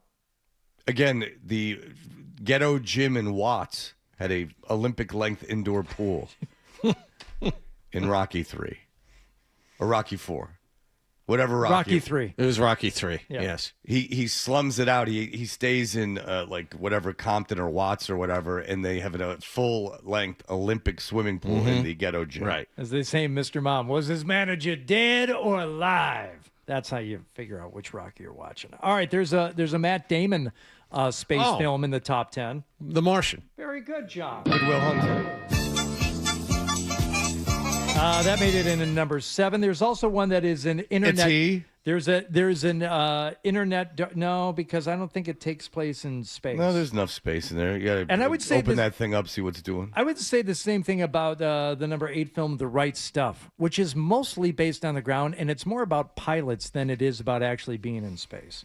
But there is an internet darling of a movie where kids have now come around on this thing, even though it came out in Philadelphia 2014. It's 12 years old, but people love this, and they love the director too, which is a reason why it's in there. It's a Matthew McConaughey. Oh, Interstellar. Very As soon as you said McConaughey, I knew what it was. John's. You know why John's rolling? Because he's a stupid dork. As soon as you McConaughey. Interstellar. It's Close Encounters of the Third Kind. Ooh, good guess, Fred, but I've never seen that. Maybe that's not in space. That's another movie I've never seen. How about Armageddon? Is that on the list? Oh, John. Stop trying to throw it now because you've been called out for what you are. All right. Huge dork. There's one more in the top 10. A movie that I enjoyed. I believe it's based on a Carl Sagan book. Ooh. It Dr. is- Demento and Carl Sagan was called Saturday Night for John. takes place almost entirely on Earth. Maybe the last 20 minutes of the film.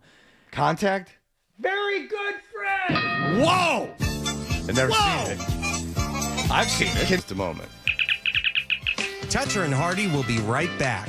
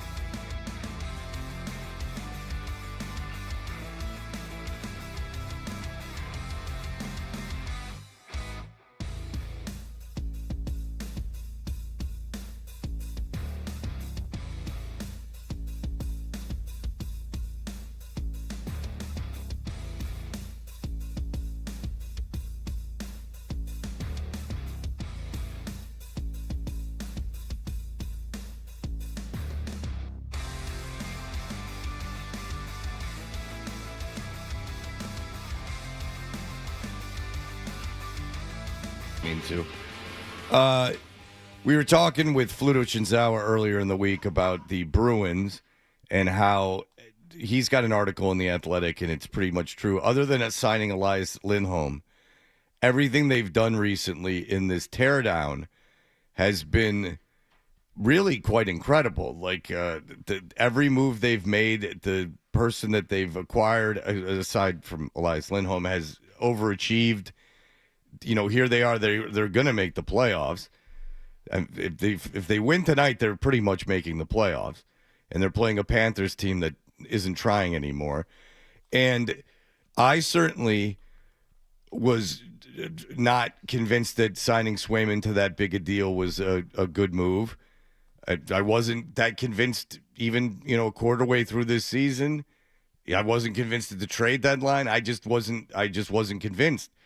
And Linus Ullmark had played very well for the Bruins, and won a Vezina trophy. Did he not?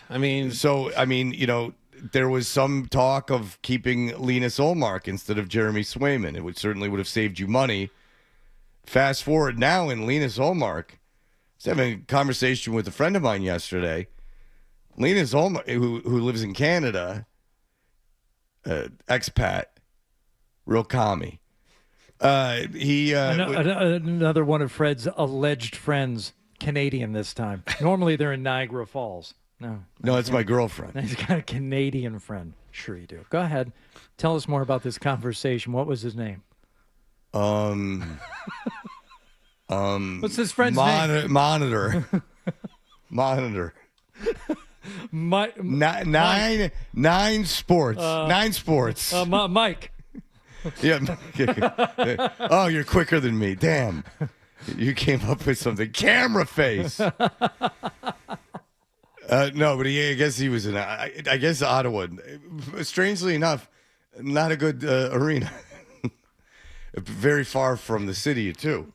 But nonetheless, Linus Ullmark not only is bad for Ottawa, he had this whole scandal where apparently he told his wife, and tell me if I'm wrong here, he told his wife that a bunch of the players were banging other chicks, and then his wife found out that he was banging other chicks, so she went around and called everyone and told all the players' wives that they were banging other chicks, and then as a result, Linus had to take time off for his mental health. Now, it was either a theory that I read or something that, we three geniuses came up with.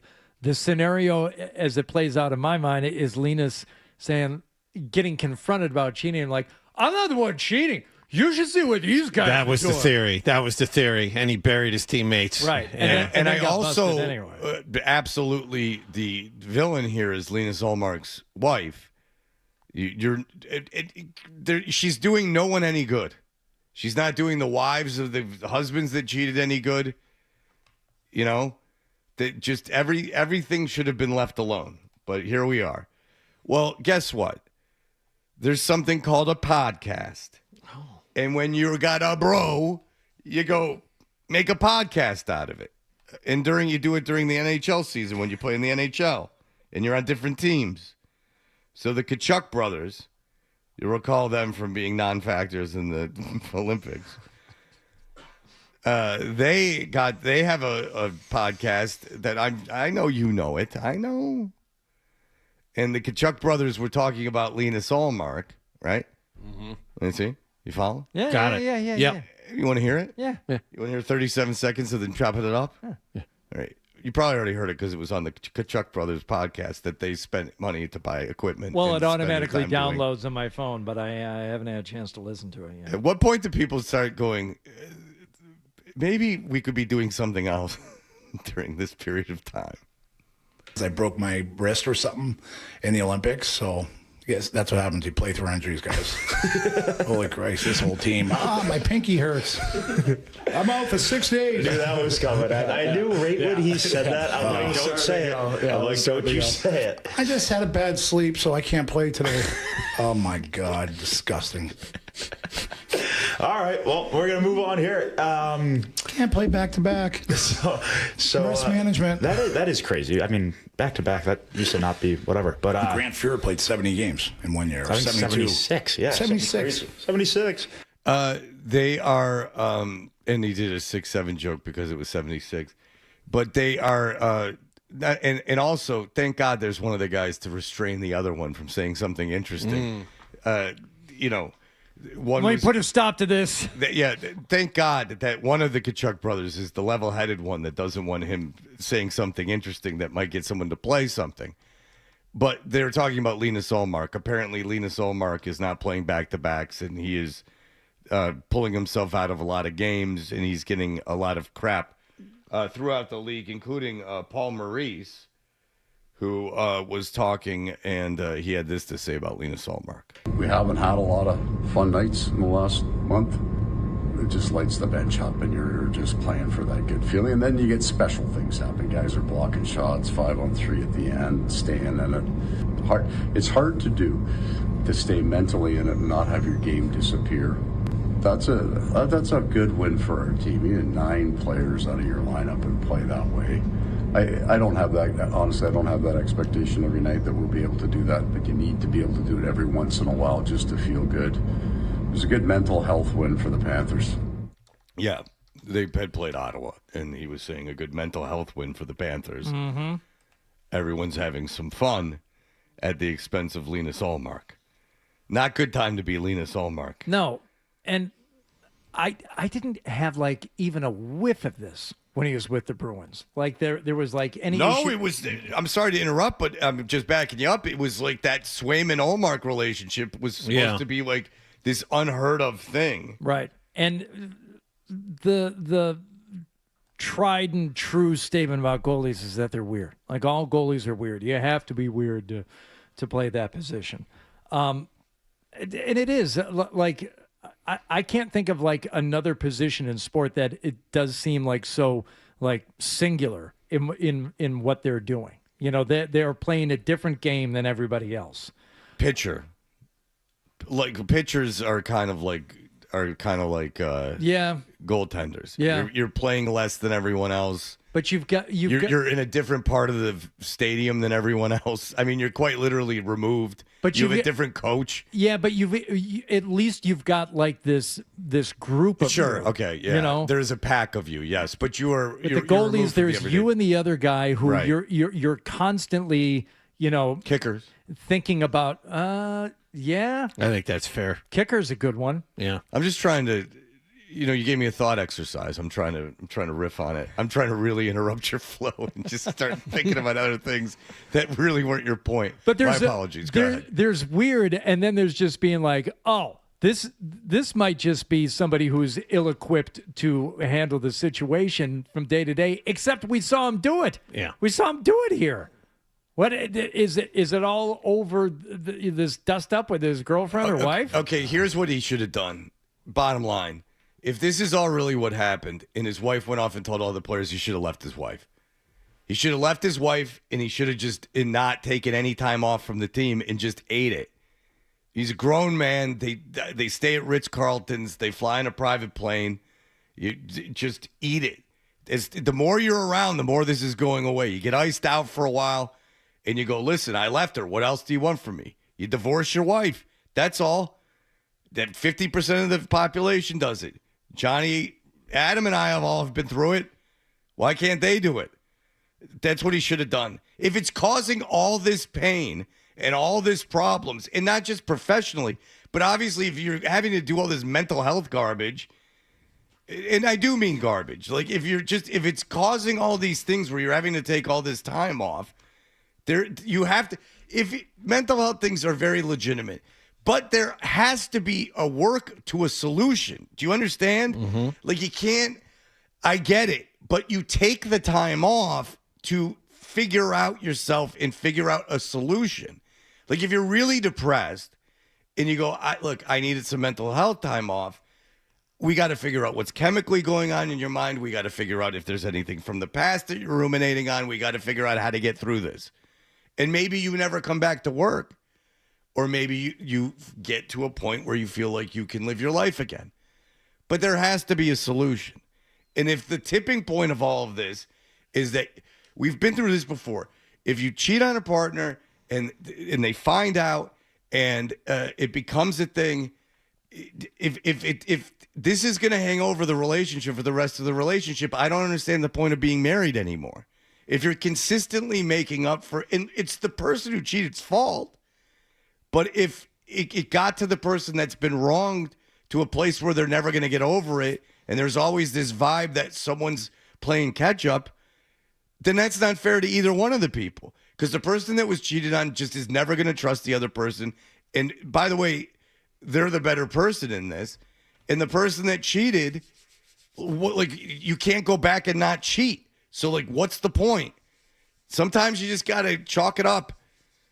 And I can tell you from personal experience, sometimes it's better for your kids if you get divorced. Yeah. And in Allmark's case, it's not just him, letting his team down or having his own teammates and coaches think less of him. That's the whole league. Now the whole league is looking at him. And the thing is that, that's a consequence of something happening. And when you're taking mental health time off, great, but you can't just take it off and then go well, I didn't do anything. And also, if you have to take time off your professional sports job to work on your marriage, then you shouldn't be in that marriage. How about that? If they're taking time off to go to couples therapy and stuff, and he can't go to an arena to play hockey, or he can't go out of town to play hockey, then get a divorce. It's just get a divorce. It's not a big deal, dummy. Just find someone else to marry.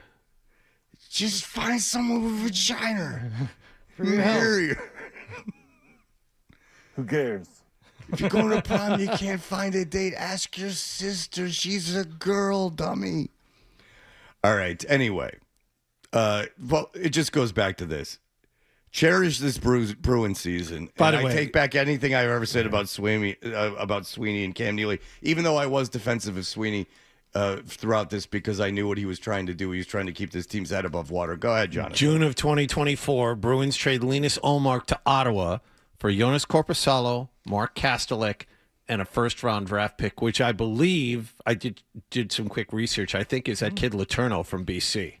So, that might be the only misstep in there. Yeah. Well, what do I know? Those three guys, you got three guys that are very valuable components of your team. Certainly. For a guy that has imploded since he left you. Yeah. So take a break from the Sweeney and Neely. You got to get now. How much grace do you give him, John? You got to give him a couple years grace. Tons. No, but in terms of the future, you got to give him. That's what I'm saying. He built that team. He made all the right moves to build that powerhouse that flamed out in the first round. That's not his fault. And then here we are 2 years later. They're relevant again. Last year was a disaster, but this year, all those moves that he made. And don't forget, they still have that first-round draft pick from Toronto. And they may wind up being picked 6 or 7 if they're lucky. Yeah, they got to get lucky because it's top 5 protected, right? Right. So, these are – you got Brandon Carlo for a player and that first-round pick. Well, and they Jeremy got Florida's pick. Jeremy Swayman. They made the finals last year. So you got the first-round pick from Florida. So, everything has come up Sweeney here in the last year. And by the way, that Florida pick might be protected, so don't quote us on that. All right, we'll be back in just a moment. Here are the headlines. Essential Sports Hub head.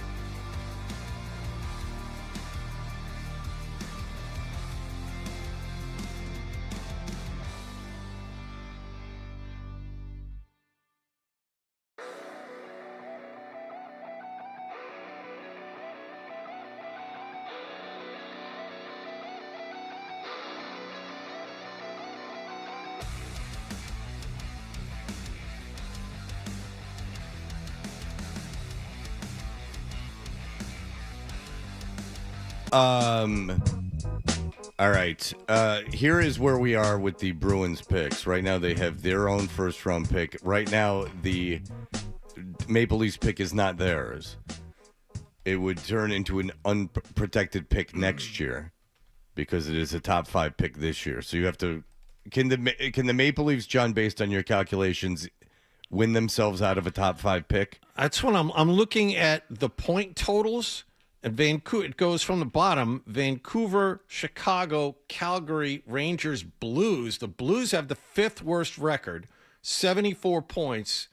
Toronto has 77. So as I'm looking at the standings, Toronto is not in the bottom 5. The lottery can change things, but at the moment, St. Louis has the 5th worst at 74, and Toronto has 77 points. Now, Toronto's without Austin Matthews. I mean, they are free-falling. They have not played well the last month, so they certainly could sink a lot lower than they are. But at this moment, based on what I see, the Bruins do hold Toronto's first-round pick. Okay. And then next year, they do have the Panthers' first-round pick. Yes. That is next year. That is not this year. So that's where they're at. So they sit pretty. They're sitting pretty good, considering they're going to make the playoffs. It looks like they're going to make the playoffs. Let's not go. We've seen this happen before. Correct. There are only 6 or 7 games left, though. So 7 games left. Oh, it would be a disaster. It would be an epic collapse if they were not to make the playoffs this year. Yeah, and their schedule is very difficult. They're on the road. They play Florida tonight, which is Florida, again, is without, 9 starters or something like that? Yeah, I think Keith Kachuk's out. Not Keith. I did it too. Matthew Kachuk is out there, but he didn't have a lot of help. There are a lot of guys who have contributed to the last 2 Stanley Cups that aren't there. Yeah, well, Matthew's out there so he can keep the podcast relevant. Right. That he's doing with his brother, because the two of them have a lot to say, and they need to say it as a unit. Just because you don't enjoy it doesn't mean a lot of people aren't getting a lot of good information from it and getting some entertainment at the same time. It's about time athletes had a voice that they could use without having to go through an intermediary so their voice could never be heard. I remember that was Schilling's thing when he was here. Yeah, you got to eliminate the middleman. Yeah, I want to make sure my message gets and look right at him to now, you guys. he's thriving. He was a vanguard in more ways than one. You see, when Schilling was with traditional media, he seemed to be doing pretty well. Where's that light? I'm looking. No, but he was a analyst. I mean, when Schilling was dealing with the traditional media, when that was what the outlet he was using, he seemed to be thriving. It's when Schilling went around, did the runaround of traditional media where things started to get out of control. Sometimes that buffer between you and the world is pretty good. It's to smooth out the bumps a little bit. Yeah. Yeah. I mean, then you're not making models in your basement asking for 25 cents at a time, literally. Making models in your basement asking for donations while people watch you making models. Now, I have to hand it to him. It was fascinating. Kurt Schilling's stupidity is fascinating. It really is. The idea that there was that hurricane that affected Houston and that dumbass tried to put together his own renegade ragtag crew of people, and he asked people to give up their tractor trailers, and when they broke down, he just ditched one in Loudon, Tennessee. Yeah, well, it's just the trailer. It wasn't the actual cab. Yeah, and then the guy calls us and he goes, "By the way, I need that trailer." and he goes like, "I feel like a fool." And then you go, what did you bring down? This is all to my knowledge. I could be off on a couple facts here, but suffice it to say, it was dumb. I will go on the record as that.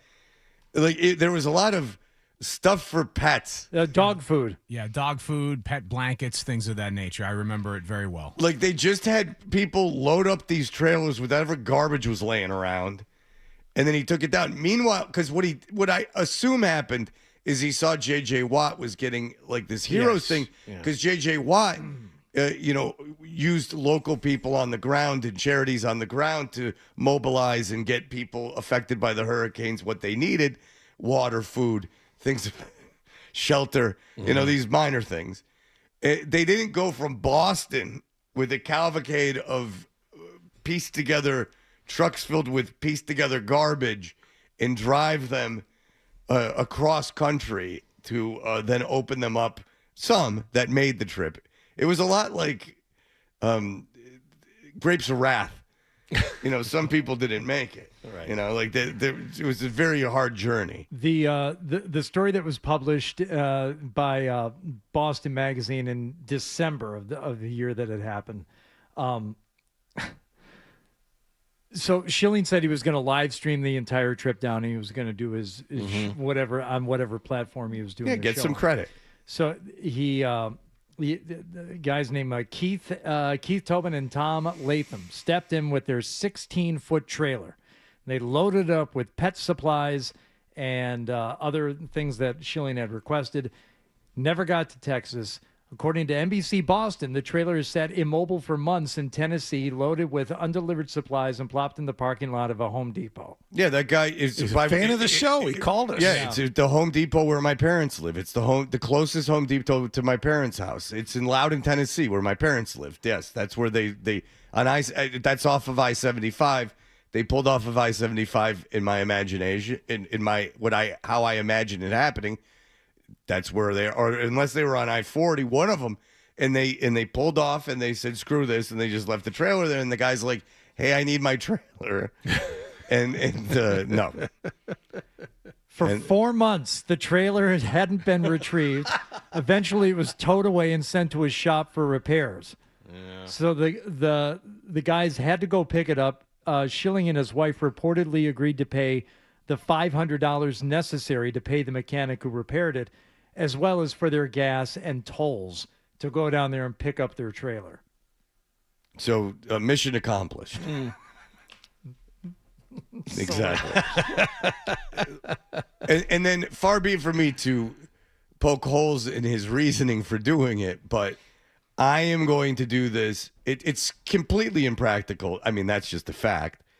But I'm going to do this, and I'm going to live stream myself doing it the whole time. Methinks he wanted a little bit of hero worship, a little bit of martyrdom.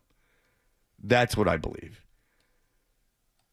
It's like my mother-in-law got the ambulance built for Israel, but it had to be made and then presented to her in Philadelphia before it was sent to Israel, so she could have pictures taken with it, and everyone could gather around, and it could be in the Jewish newspaper.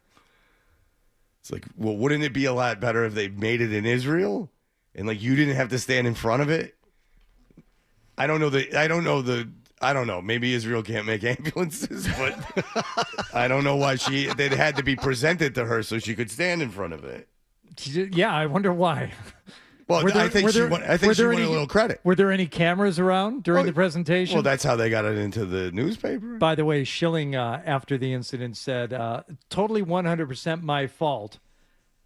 But he added, unlike the Clintons, we actually took your charity and put it in the hands of people in need, except for the faux pas with this trailer. Yes, it was just a social faux pas. Yeah. That was clearly not taken care of properly until now, and that's on me.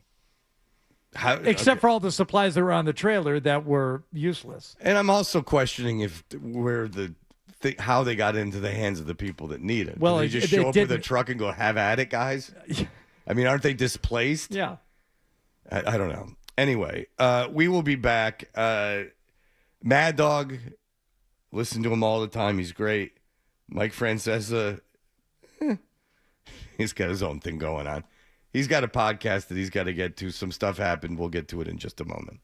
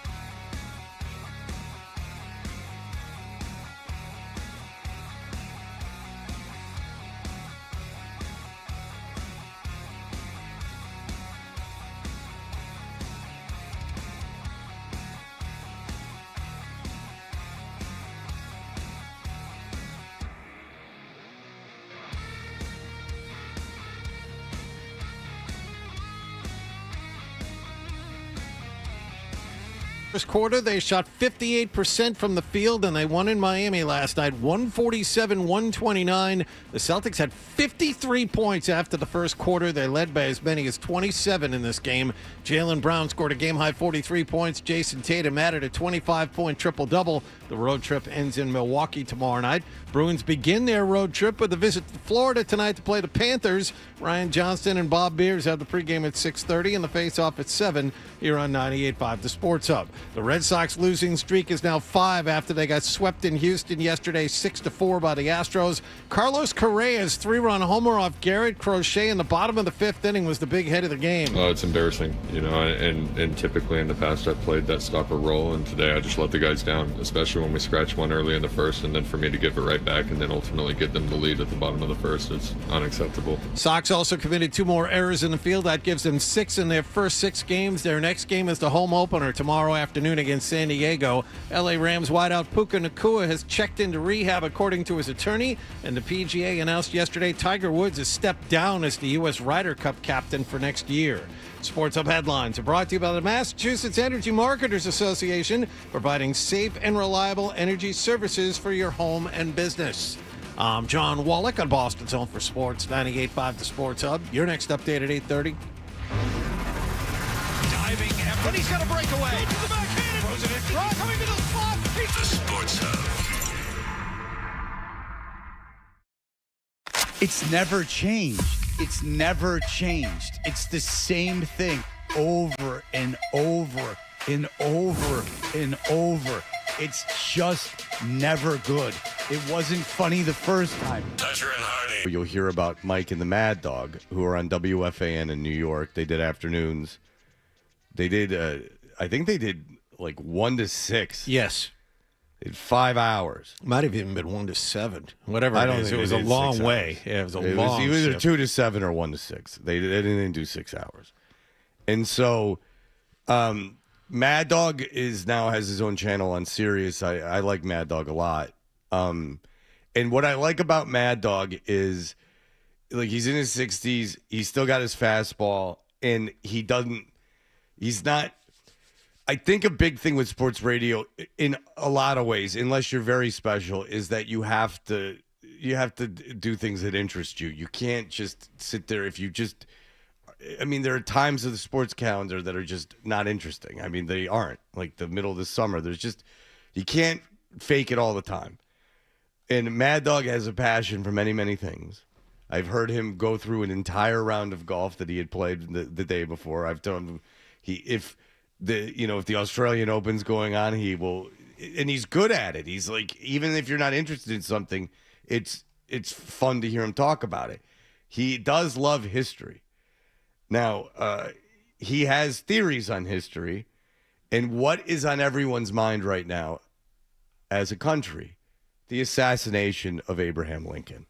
So, I mean, this is what is all on our minds. So, Mad Dog the other day had something to say about his theories on the assassination of Abraham Lincoln. Grant, of course, the Union General.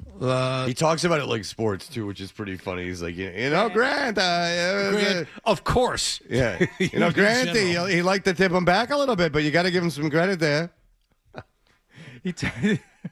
He gives his background like he's rattling off his college. Yeah, like he's reading the back of a baseball card. Tom Brady went to Michigan. Grant, former Union General. Grant, a lot of success with that war, but not so, he got rested on his laurels a little bit over there in the White House.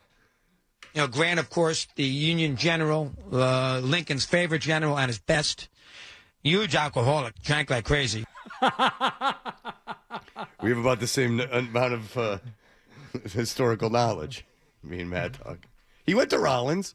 We went to the same school. Maybe that's why. Oh, I thought you meant Grant. I'm like... Oh, yeah, Grant went to Rollins. Rollins was... Florida school's huge in the early 1800s. I'm surprised it had that rich of a history. Yeah. Rollins College. Well, Rollins was fine. Rollins was founded in the 1800s. Don't you do that. Okay. You know how much I cherish that school, and it's on my whole identity. Oh my God! Well, that's right. That's why you walk around, Freddie, no pockets or empty pockets, because you're giving all your money to your alma mater. I give them every cent. Can't keep the hoodies off you. My God! I mean, I own so much stuff with that school on it. I enjoyed my time there very much, but it's not my identity. Not too sure why 4 years, which were super. Here's the deal. Well, I'll get to this in 1 second. I had a really good time at Rollins. I'm really, really glad I went there. It was really, really fun, and I thought it was good for me. However, that happened, and now it's over. I was in a fraternity. I did everything. I don't get the hanging on to it. Well, if you don't get it, ask Bert tomorrow. That's who I'm talking about. That loser. Yeah. That's who I'm talking about. Get over the college. It was 4 years. And by the way, when you get out of college, even if you didn't go to college, when you unless you got married or something, the time after college was better than college. Oh yeah. I had a fun job and everything, but it's not working for all that stuff that was way more fun too. It's a great time, but it's like this singular moment in your life that is not real. It's not real life. It's college. Which I think is the benefit of it. It's if you can afford to do it and have the leisure to do it, it's like a halfway house for life. It's like you're away. Yeah, you learn how to be a little independent, but not really. But there's not too much on the line. And I know this is a luxury that some people don't have, but I do think it's part of the reason that there's college. All right, here we go. I'm sorry. Huge alcoholic, drank like crazy. And then, of course, the president for 8 years and tried to run again the third time, and Garfield beat him. Anyway, Really? Garfield? Yeah. Must have lost on a Monday. Well, it wouldn't be a Monday. Garfield Garfield doesn't like Mondays. You got to hold us some bad lasagna.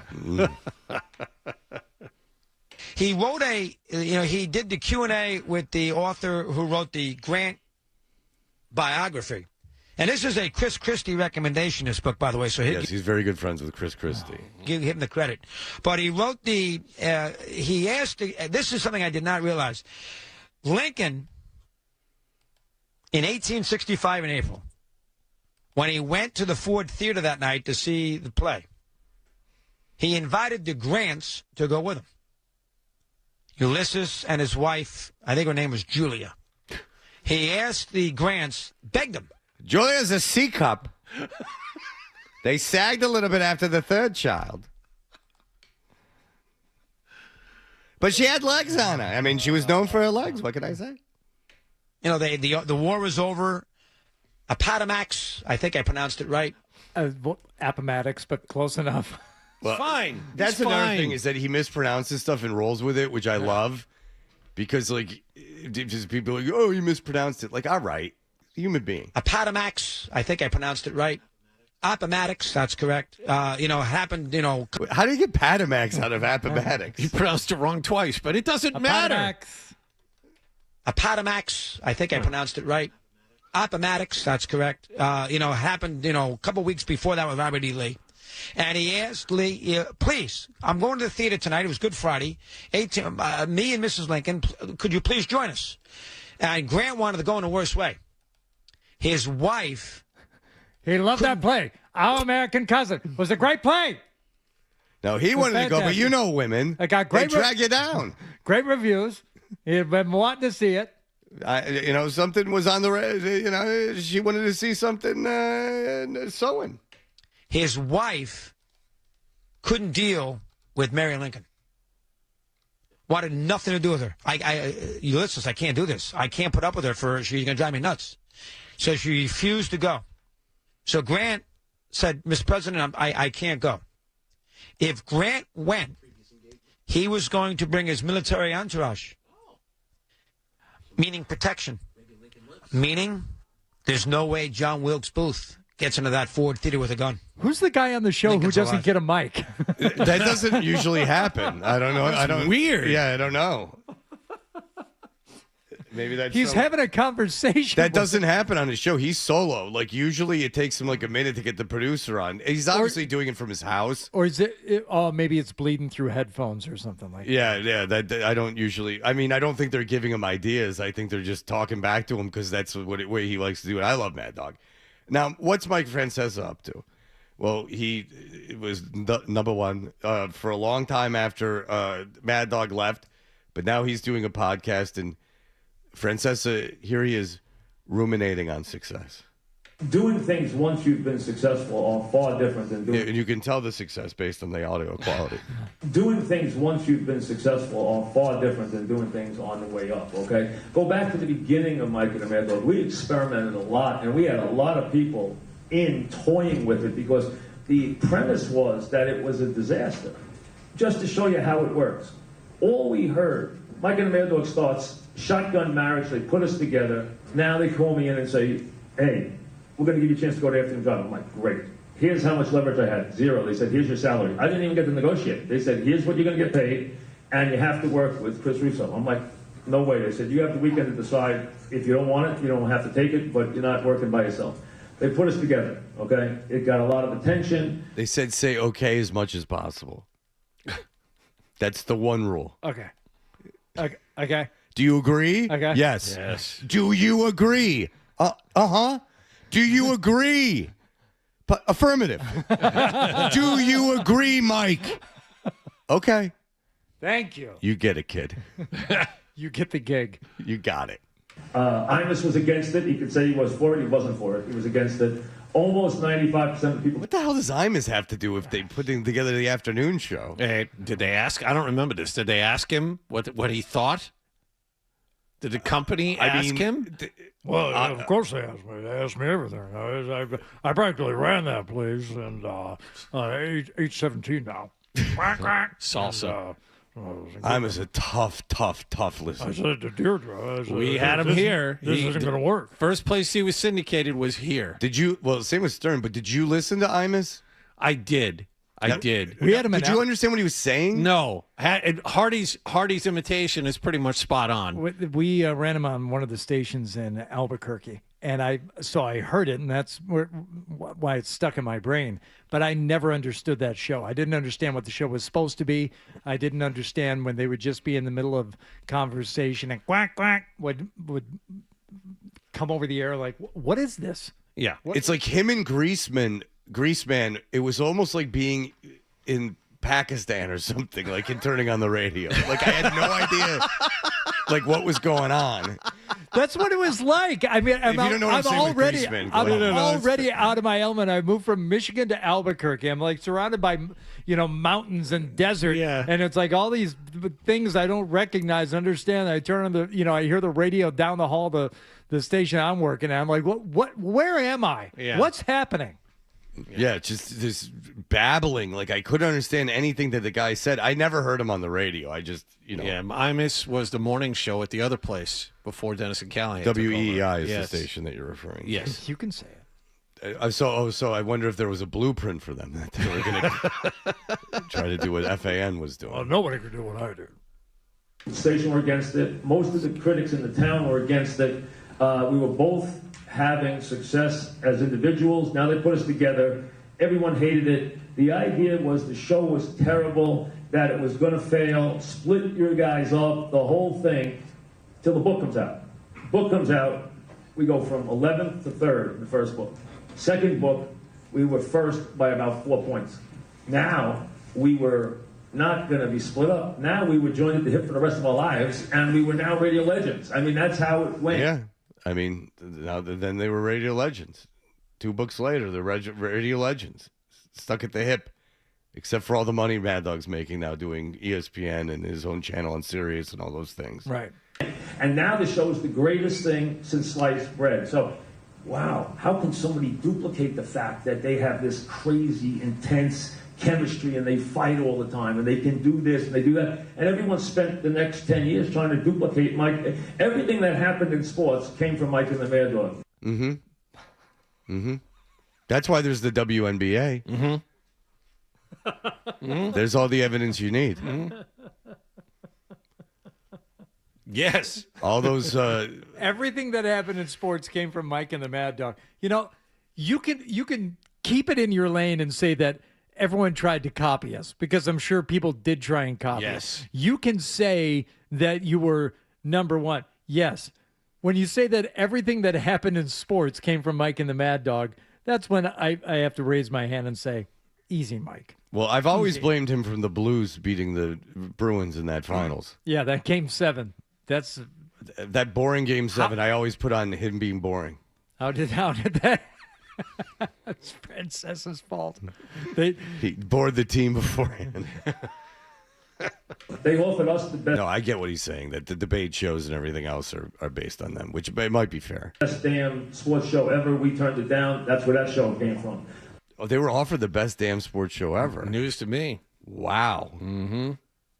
Did Regis take it? Yes. Wasn't that Regis's thing? I don't know. I think that was Regis. And one of the dumbest moves. Either him or Tom. If you ever want to know the incompetence of media companies, when they started Fox Sports Network, and the anchor guy that they chose was Regis Philbin to bring in a young male audience. That was really something else. The party interruption came from Mike and the Mad Dog. Every show, Mike and Mike came from Mike and the Mad Dog. Everything came.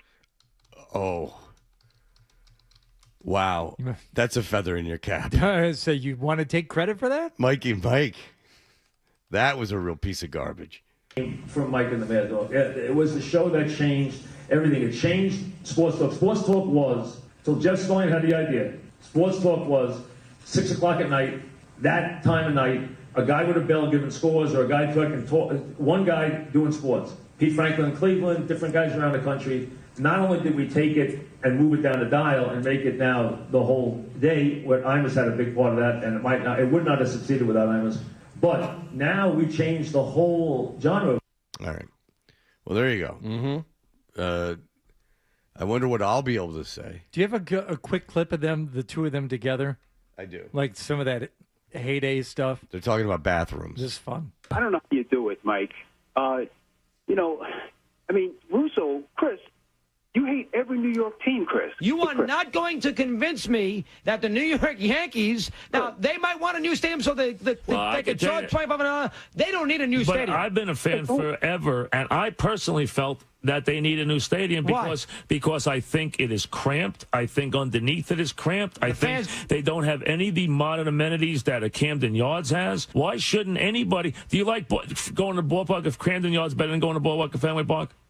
To me, it's the same. Well, how's it the same? Last year you came back and screamed out how Fenway Park was unsafe. Okay, if you I didn't handle it right because I got in the wrong level. No, you said it was unsafe, and you know what? It is unsafe. Here's the bottom line. You can't go to the bathroom, dog, during the game. It takes 5 innings. You have to figure out. I understand that. Well, that's not the case at Fenway Park. At Camden Yards, it takes 2 minutes to go to the bathroom. But it doesn't take you 5 minutes. Yes, it does. Yankee Stadium? No, at Fenway Park, it takes 2 hours. Mike, we're talking about Yankee Stadium here. It can take a while to go to. Cut it Oh, yes, Mike. it can. Man, what are you, nuts? Yankee Stadium? Absolutely can. Mike, I've been absolutely. I have been to 100 playoff games there. I have had no problem going to the bathroom. Let me tell you something. For 100 playoff games in 12 years. If you think there's a line there, you're not waiting the same line I'm waiting at. I'll tell you something. Fenway was built in 1912. It's a little different. Listen, no, this one 1920, built in 1923. It was been refurbished. It was not. It was been refurbished. It's a huge building. Fenway's a tiny little place. It has no amenities, though, dog. It has none. And, dog, I go. Bathroom. When I go to the bathroom during the playoff games, I take a dump. Julio clears the way. That's what happens with you, Mike. I mean, I'm making brown rain. Ranks. You know, when you go, you're probably just sitting there taking a quick pee. I got to sit down. I got to spread my cheeks. Don't tell me what I'm doing in the bathroom at Fenway Park. I'm taking I'm take it out of context. Look at me. Take it out of context. You don't know what you're talking about. Okay, look at me. No, I'm not looking at you. I'm talking about going to the bathroom over here. Imagine what could come out of this body. If I look at you, it goes back up into my body. I get pee shy. I told you I get pee shy. I need a big bowl. I take enormous get out of here with your big bowl and your big crabs. Yeah, you need more fiber. You got to get more fiber in your diet. Yankee Stadium. I told you that, Mike. You got to get roughage. Clogging up. You got to have spinach. You got to get some Metamucil. You got to get some well. There's no Better Fiber. water I told pressure. you Better Fiber. They're not just a great sponsor. It's a great product. I use it twice a day. I take big, smelly dumps. The paint's peeling off the walls. The paint peeling off the wall like it's a Captain Yonder. You think They're it's so too great? small. I tell you what, Yankee Stadium People is come no in, good. they say, no good. It's better "P.U. than Fenway Park." I feel But not by bad much. I about didn't feel going safe. poop. I don't feel safe. I feel bad about going poop when I'm done because everyone's pew. What do you want it to smell like? It's feces. Can we do the rest of the show like this? I'm not. The two of He's you doing go a at it real like impression. that. I can't do one. It's exhausting. I'm a trough man, Mike. I'm a trough man. Yeah. I'm talking poop. Stand next to you, see what the foul next to you. We're talking about two different things. I'm talking about poop. I'm telling you, I don't feel so bad about myself anymore. The guy standing next to me, he look like a micro penis. You ever All seen right. a micro penis, Mike? Well, the chances of that are very slim. No. Very more common. likely to see a Very huge common, hog. especially in the Northeast. You are likely to see a You'll be big surprised at the percentages. hog. The Irish people in Boston, it's a different situation. All right, Tom Caron will join us in just a moment.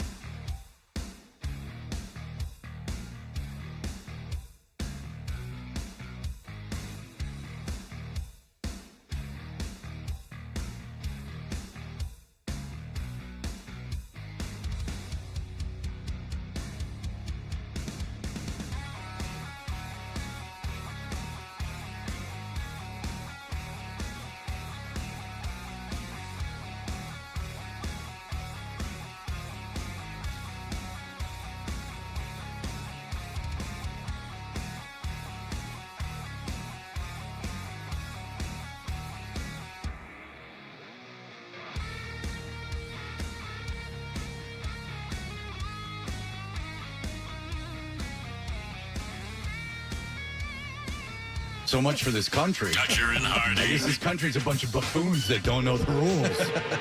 You idiot. The Sports Up. Oh, it's embarrassing, and typically in the past I've played that stopper role, and today I just let the guys down, especially when we scratch one early in the first, and then for me to give it right back and then ultimately give them the lead at the bottom of the first is unacceptable.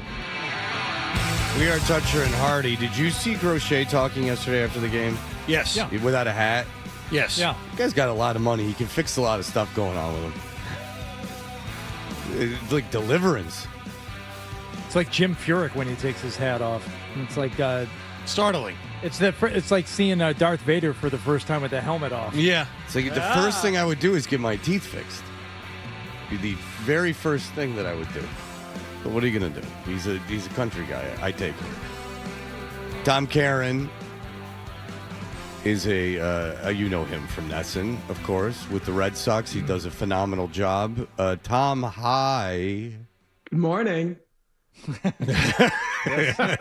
No commentary, just leave it right there. Yeah, it's kind of creepy. I like. I didn't know if we were going to hair replacement. I'm a Dr. Lopresti guy. I don't know if we were going. No, I did it too. yeah, so did me Hardy. too. Yeah. Oh yeah, I did It works. wonderful work over there with Dr. Lopresti. But no, but you would think just when I see multimillionaires with jacked teeth, I'm like, all right, you got to get that taken care of. The hat thing, you bring up a good point because I've been around a lot of guys in baseball. I remember, I'll say his name, Torey Lovello came over to me once with his cap when he was with the Red Sox. And he was like, hey, that stuff works with Dr. Press. I'm like, yeah, man, but you don't need it. He takes his hat off. You're like, oh, shit, no, you do. You don't see these guys with hats Jesus. off. Yeah. It's jarring. It was weird It seeing is. Crochet with his hat off. It really was yesterday. Sadly, that was the first time I had seen him with his hat off. Look, whatever happened yesterday. But what are you seeing from this team? What's going wrong, and what's correctable immediately? Well, the problem right now is kind of everything to the first part of that. I mean, it's not just losing. You lose games. But it's the way they're losing. Listen, coming in, it's kind of the sum of all fears, right? Like coming into the year, you kind of felt the offense wasn't going to be what it was last year. We all talked about, is there enough power in this lineup? And the belief is a pitching and defense-led team would be able to survive that the rotation was going to be really good, that the defense was going to be much improved. They've made twice as many errors as they made at this point last year. And the rotation hasn't been good enough, not even close. So those are concerns. I said it last night at the postgame show. It's early. It is. Let's couch it all there. But it doesn't mean it's less concerning. And then, the errors, and then the other night, not knowing how many times they swung and missed and missing a strikeout, like the entire. Now, listen, I did too. I was watching it or whatever, but it's not my job to keep track of it live in the moment. I mean, the entire team misses that it's a swing and a miss on an 0-2 pitch. And then the Narvaez thing yesterday, whether it's discipline, whether it's an internal matter, whatever it is, they didn't tell us, but it's not good. 6 games into the season, you got to change the lineup in the morning and put a different catcher behind the plate for Crochet. Like none of this is good. Is it because so many of them were gone for the World Baseball Classic and they didn't come together? These guys are professionals. I mean, that shouldn't matter. And you watch Houston, and I had a buddy text me after the second game. He goes, it looks like the JV playing the varsity. And that's kind of how it felt the last 3 days. Like the Astros are a bunch of veterans who are playing with just confidence that's off the charts. And the Red Sox look like a team that's trying to figure its way through the first week of the season. Tom, you mentioned the sum of all fears. Ben Affleck, believable as a young Jack Ryan, or was that a misstep in casting? Jack Ryan power rankings. You want to see it? We'll go through. Sure. Yeah. No, not my favorite Jack Ryan. I would, Me but I wouldn't have thought Yeah. Krasinski would be any good as Jack Ryan, and he's okay. Okay. All right. That's actually pretty good. But The Office is impossible to rewatch because of Krasinski. So there you go. He ruined that. How many people? Is there another show people will go back to episode 1 to the end in order? My kid has watched that 17 times, but always sequentially. Like you don't just stop and watch an episode. He's got to go back and start Why? season 1 episode. I don't know. That's weird. Everyone can do it the other way. It's not like 24. See, I go right to seriously. I go right to the last I think you should season. watch 24 on shuffle. I think that would be interesting. Wow, that doesn't really make sense. The Office really didn't start until they got the British chick and the guy with the young guy with the glasses. That's the season 9 is the real launching point for that show. All right, so you mentioned the starting pitching. Look, it's one time through for most of them. Are you hearing anything raising concerns? Did anyone look like there was a problem, or is it just that the start didn't go well? This is something I talked about in spring training, and I was banging this drum. The two guys they've gotten, Sonny Gray, who's going to pitch tomorrow in the home opener, and Ranger Suarez, are both veteran pitchers with really good resumes. The concern I had coming into this season for both of them was neither one of them blows you away with fastball velocity. And so they've got to work on the corners. And now we got ABS.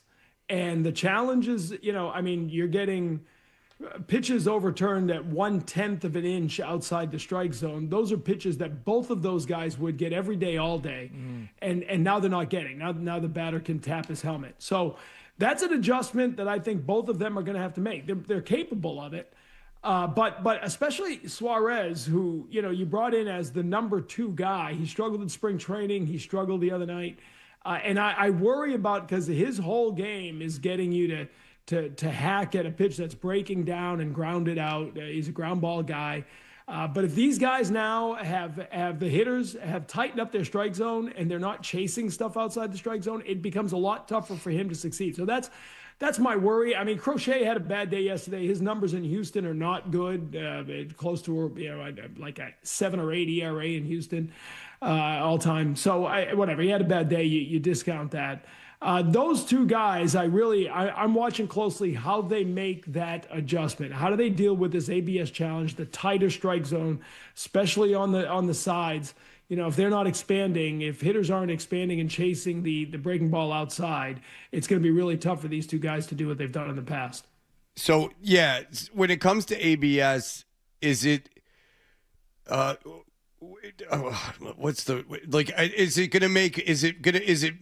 do you think all year people are going to start chase less? Like, do you think more all year that's going to be the case, that they'll be rewarded for not taking that chance? The first year they brought it into AAA, the offense across AAA, the OPS went up 50 points. So there was significantly more offense. That's the whole point of this, right? Baseball's been trying to level out the playing field for the last 10 years because pitching has become so good and so filthy. Everyone throws with velocity. Everyone's got plus breaking stuff. So I do think that. I mean, there's going to be, Red Sox are chasing right now. So it's not going to happen all the time. Red Sox are really struggling at discipline on balls outside on the edges. And so there's going to be ups and downs, but I think by and large, as hitters get more and more used to this, the guys I talk to say it's the inside outside pitch, like the up and down. It's based on your height, and everyone's still a little bit confused by that.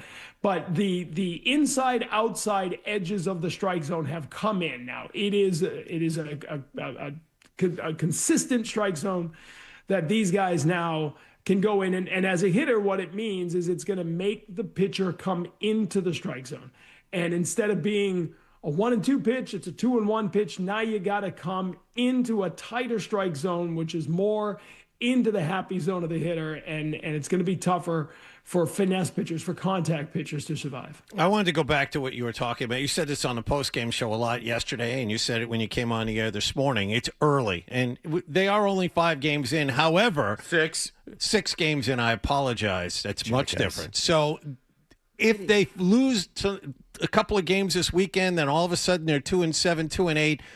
It lessens their margin for error later in the season. Then you're playing catch up. Then you have to win 6 or 7 out of 10 to get back in the playoff race. I think these games matter just as much. Yeah, they do, and we've learned that in the past, right, John? I mean, we've seen teams struggle out of the gate here, and it's happened a lot, at least lately. And then, be putting together a great second half and just run out of time trying to make it up. Tim Wakefield, who we miss, and think about all the time, but when he was with me in studio, he always got me looking at baseball in 10 game increments. And it's a simple thing, But the difference between 5-5 and 6-4 over the course of the season is 81 wins and like 96 wins, right? It's one extra win every 10 games, right? So, if you can go 6-4 over 10, you're doing great. We know 600 baseball is winning baseball. Well, think about it. If they're 1-5, it's going to take you 25, 30 games to really get back to 500 if you're playing 6 out of 4, 6 out of 10, right? So that's the thing. Like you said, you can go on a 7-game. Last year they went 1-4 and then they won 5 in a row and now you're back at it. Okay, so that does happen. But for every 5-game winning streak, there might be a 4-game losing streak. Those things even out. The point is, somewhere along the way, you're going to waste 20 games making up for the 1-5 start that you're in right now. And make no mistake, to your point, John, you lose a couple of games this weekend, the fans start booing you. If you're 2-8 going into early next week, like, you start talking about the kind of starts that cost people jobs. You do. And when the Red Sox have gotten off to these kind of starts in the past, there have been changes, whether it's management, whether it's on field. I mean, you start talking about, 4-11 with fans booing. Make no mistake, owners notice that stuff. Now, we're not there yet. It is early. But because of the start you've had out there, you have another bad 10-game stretch, all of a sudden the fans are really getting on you, and now it's a whole different season. Yeah, it's like, the overanalyzing of every game, and that teams aren't doing that internally, but then you want to win the series, and certainly you want to win the week. It's a good way to look at it, those 10-game stretches, because you can say it's early in the season, but you've lost 2 series, you've got swept in 1. This is something you're going to have to make up. Like, you're going to have to sweep a series now. It's just just to get back to 500, right? You have your division, which is real difficult, right? I am a big I know the teams aren't sweating every single game and afterwards ruminating on it, but there is something to be said. Is you get swept in a series, now there is the action that has to be taken to counter that. So there you go. Tom Caron, we will talk to you weekly, because after 17 years, we got it done. And of all the first weeks to do it, I'm just honored that it was this first this baseball season. Well, we blame you, much like we blame Dale Arnold for the Bruins. That's fair. All right. So, Tom Caron, watch him obviously on Nesson. He's all over the place with the Red Sox. He's the best in the business. Tom, thank you so much, sir. Thank you, guys. Noon pregame show, Friday opening day. Shameless plug. All right, 2 hours. Plug away, my friend. That's why we're here. Thanks, Tom. Jonathan Papelbon in studio. So. All right, there you go. So you'll get an intellectual take on the whole affair. All right, thank you, Tom. Thanks, guys. All right, there you go. Tom Caron. Here are the headlines. Essential Sports Hub headline, presented by Celsius.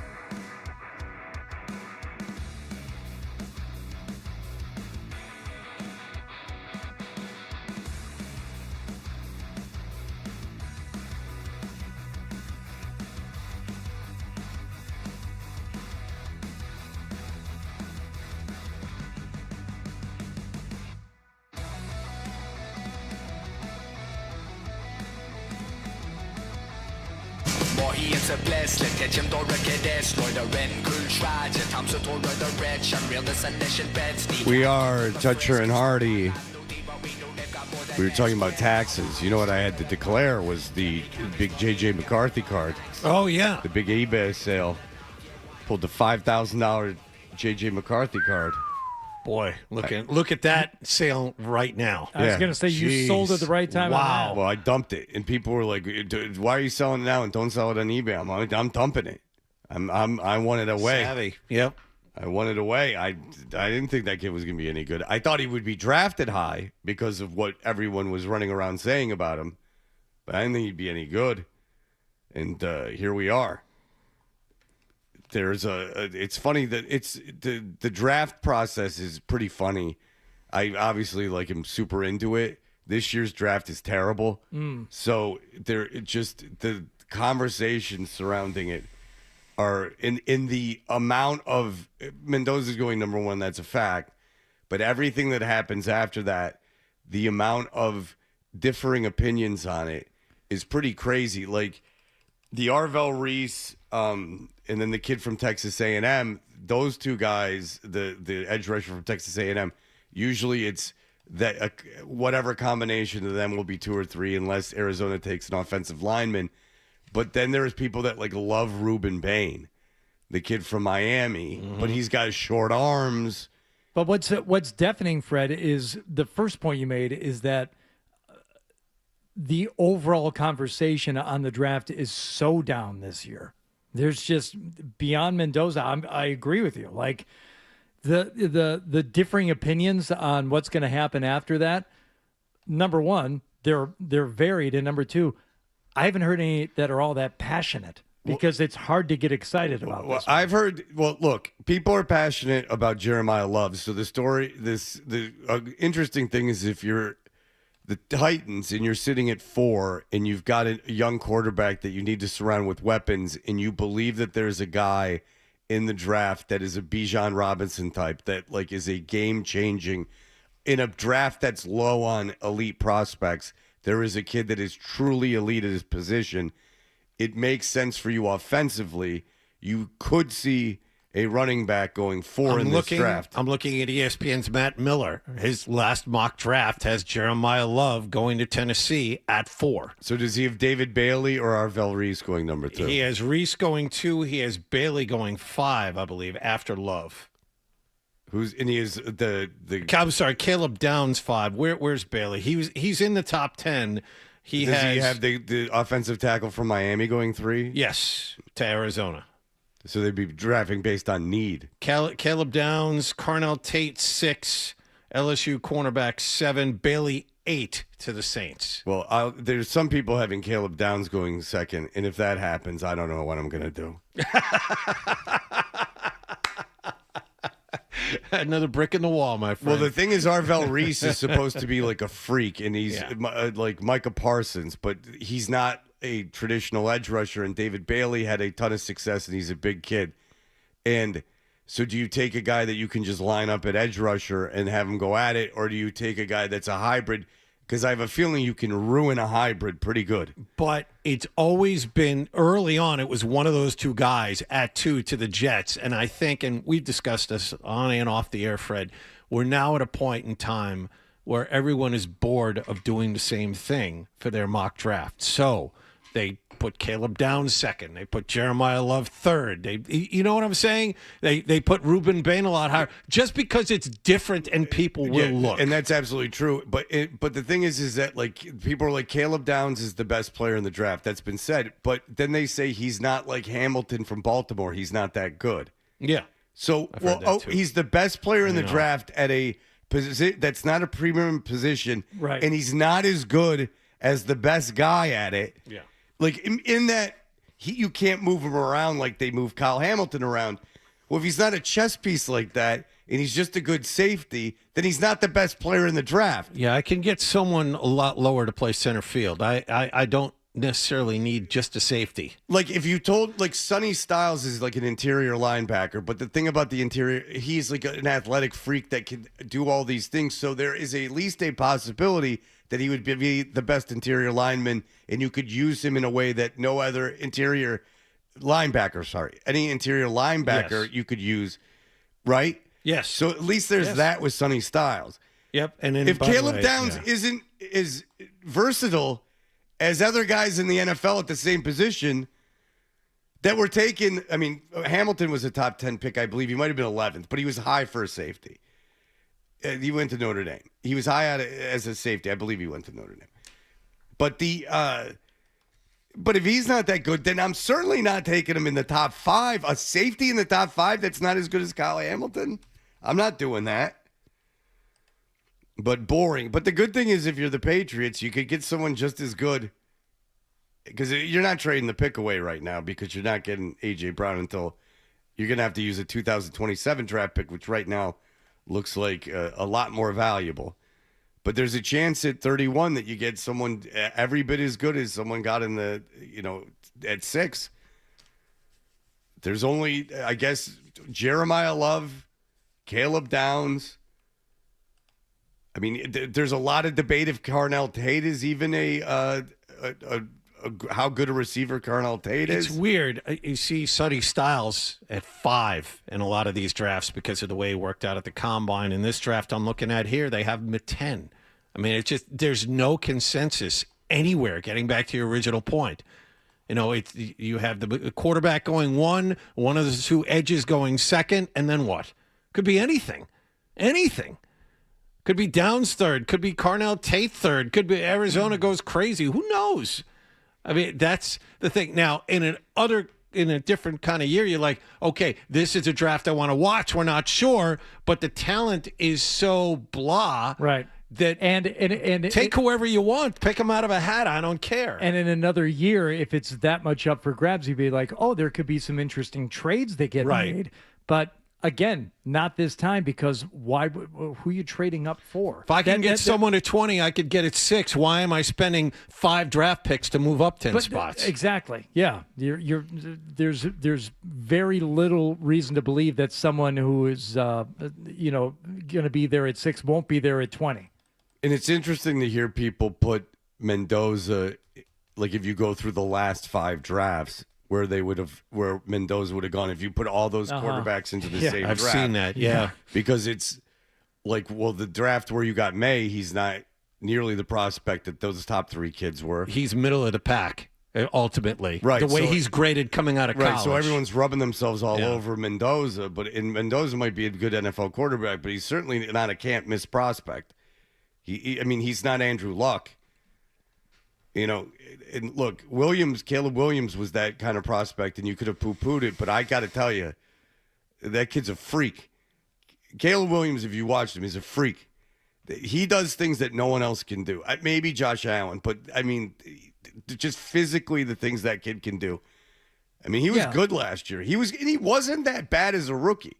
A lot of people gave him... He does things you wouldn't want other quarterbacks to even try. The off the back foot throws, back corner of the end zone with velocity. It's like, good grief. A little Randall Cunningham in him. Maybe not as fast, but a little Randall Cunningham in him. The athletic prowess. I just say that because they're both black quarterbacks. I know. I know. That's your shortcut to thinking. Yeah. It's just like everyone's Don Beebe if they're white. That's a name. He's a BB type. That's a name. Hustle kid. No. Chase you down. Chase you down on that kick return. Don't worry about it. Ryan Johnston is going to join us in just a moment. You're listening to Toucher and Hook.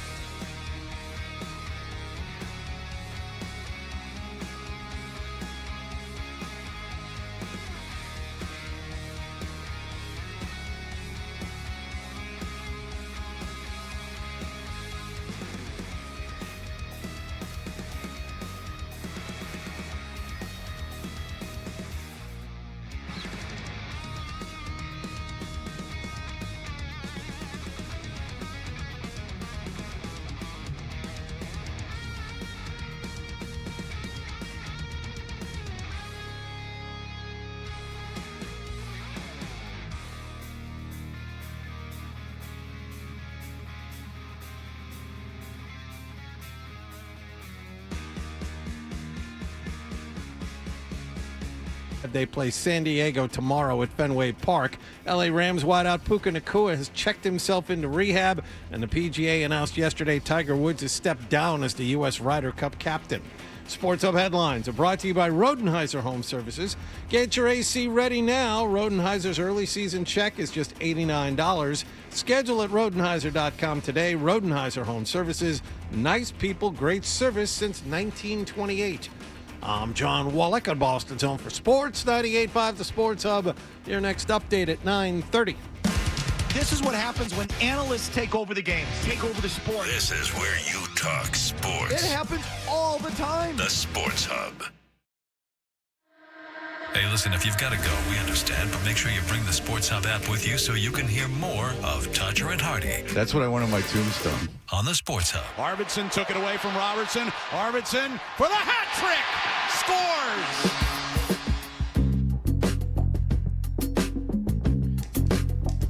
We are Toucher and Hardy. You can watch us on YouTube. Subscribe to 98.5 The Sports Hub on YouTube. Ryan Johnston, that was his voice. He's the voice of the radio broadcasts of the Boston Bruins. And Ryan, we have had a conversation off air recently about how good you were. You're very good. I appreciate that. Thank you very much. With the comeback win against Columbus, you were outstanding. That was amazing, not only to listen to, but to watch, I imagine. That was one of the most fun broadcasts I've ever been a part of, for at least the last, half hour or so. A lot of that game was, not great. First period was really not fun, and then the second period was just kind of there. There wasn't a whole lot going on, and but man, that once it got going, that was about as fun as it gets. Okay, so we talked about this earlier. I just have to ask you. You might not know, but people from other teams are commenting on it. We were talking about how the Bruins, other than Elias Lindholm, can do really no wrong in terms of moves they've made. One was getting rid of Linus Ullmark. What are people saying around the NHL about Linus Ullmark? Because you have Paul Maurice dissing him, the Kachuk brothers, which I'm sure you're a daily listener of the Kachuk brothers podcast. They're like talking about him. Are you hearing anything about him? Did we lose him too? He froze up for a moment. What's going on here? Something's going on. I think it's our problem, not theirs. Yeah, if it's two guests in a row. Yeah, it's got to be us. Why don't you guys vamp for a moment, and I'll see if I can reconnect to RJ. All right. So anyway, the other day I'm out, and I've just decided I was going to dance. And I said, who else is going to come with me? So I got a street mob. Well, I was going to say, I knew where you were going with this. Flash mob. Flash mob, yeah. Okay. I call them street mobs because we're from the street. Right. So I get it together, and then who comes running up but James Corden? He just like a magical fairy, literally, just came up and came in and started dancing with us. That laugh is infectious. How do you get everybody to do the same steps when it's a spur of the moment thing? Because these flash mobs, it doesn't happen in a flash, Fred. It's a very ill-conceived term. It requires a lot of planning. Well, you know what? We get together. It's a social thing. It's we read Ulysses and pretend to understand what's going on. We do a bunch of stuff.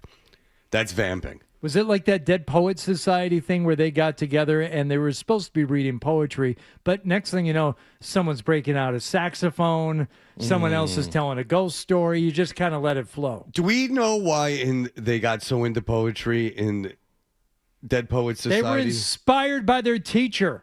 Yeah, but why did they go to a cave to read it? To woo women. That was that was the beginning thought, but it was an entirely male activity. No, they brought girls. Once. How many times do you need to bring them? Well, I figured once you got a taste of the meat, you want to go back for more. Can you do this in the Mike and the Mad Dog voices? No. That's what I really want. That was a magical moment. It really was. There's a hell of a tenor saxophone player. Come on.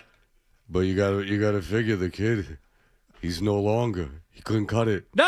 That's just a very, very small part of the film, and it doesn't take away from the overall message. The poetry made the kid inspiring people in an otherwise very stuffy, very stodgy boarding school hanging from where the ceiling. They found inspiration from their teacher.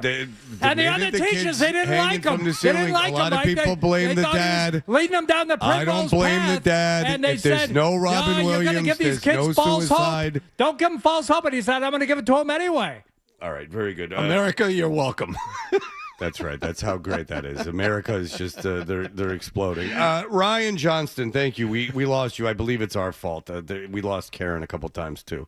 Tom Caron. No worries. Okay, thank no you. problem. So you're on the phone, which hopefully Beasley's paying for the phones now. Okay, so those Linus Ullmark. Okay, I just explained it. What are you hearing about him? Because it's all over the league now. Yeah, I was watching a clip online the other day of former NHL player Jeff O'Neill just tearing into him and saying, listen, we all understand the mental health aspect of this, but, your team stuck by you when you're going through, tough times earlier this year. You can't start asking out of games when you're trying to make the playoffs, and I think that's the biggest thing. Listen, you care about Linus Ullmark as a person, absolutely. But if you're the Ottawa Senators and you're trying to get in the postseason and you're right on that cusp, and your starting goaltender decides he needs a day off when you really need him, and then shows when he plays the next game gets run out after giving up 5 goals in the first period, that's you feel like you can't count on that guy. I would imagine. That's not a good place to be when you're trying to make it into the postseason. Is this thing real with the wife telling all the players' wives about is that a real thing? I don't believe so. I mean, there's that rumor went around. He would very strongly denied that when all that was going on. So, so these are personal, these are mental problems inside his own head. They're not in a reaction to something else happening. Basically. Yeah, we don't really know that. Right. Yeah. But you understand what I'm saying. Is that, sometimes the mental health issues, they're more often than not, things that are happening as a result of just your own thoughts. They're not something that you're reacting to externally. For instance, someone will go, so-and-so's depressed, and then someone will go, why? What happened? And then you don't understand. Nothing has to happen. Some people can have terrible things happen to them, and they move through. But some people, it's a chemical thing. Don't get me started, Ryan. I'll educate everyone. I know everything about it. All right, as you often do, Fred. I mean, you are a teacher before anything else. Thank you, and I hope I've taught you a few things about play-by-play, which I think I do, because I hear a lot of myself in you when you're making these goal calls. Exactly. I couldn't do play-by-play, let alone hockey play-by. I could do baseball. Baseball's made for you. I think I could analyze baseball. Yes, baseball is more the slow burn. Yeah, I think hockey's the one that you always go to. When people say, "Oh, I want to be play-by-play," it's like, could you do hockey? Well, not that. There's no way. Yeah, hockey's the most difficult. Fred, you could do baseball play-by-play because it's mostly just conversation. You're just sitting around and having a chat, and then occasionally something happens. I'm confident I could do baseball because of how I am on the radio, and I have enough. I know enough. I don't know enough. I know as much as the ex-players and stuff, but I know enough. I could get by. I just have to teach myself about the team. I just have to study that. That I could do. Hockey, never in a million years. I could never do basketball, John. I'm very aware of that. And it's funny. They were talking to Ian Eagle. Mad Dog was talking to Ian Eagle, and he was talking about that Connecticut shot, the big shot, and Ian was saying, yeah, the thing is that you got to get the names right. So because he's like, did you have the champagne? He said something like he had a catchphrase after, and he's like, no, I didn't honestly, because you got to know the names, which made me think of you, Ryan. It really did, because it's like in a hockey game, how do you keep this is a really elementary interview, but I am interested in this because I just was standing on the bench during this amateur hockey thing. How do you keep track of who's on the ice and stuff? How do you do that? Because hockey, unlike any other sport, there's not a stop substitution. Like right. How do you keep track of that? Yeah, it's a combination of kind of, the more you do it, the easier it gets.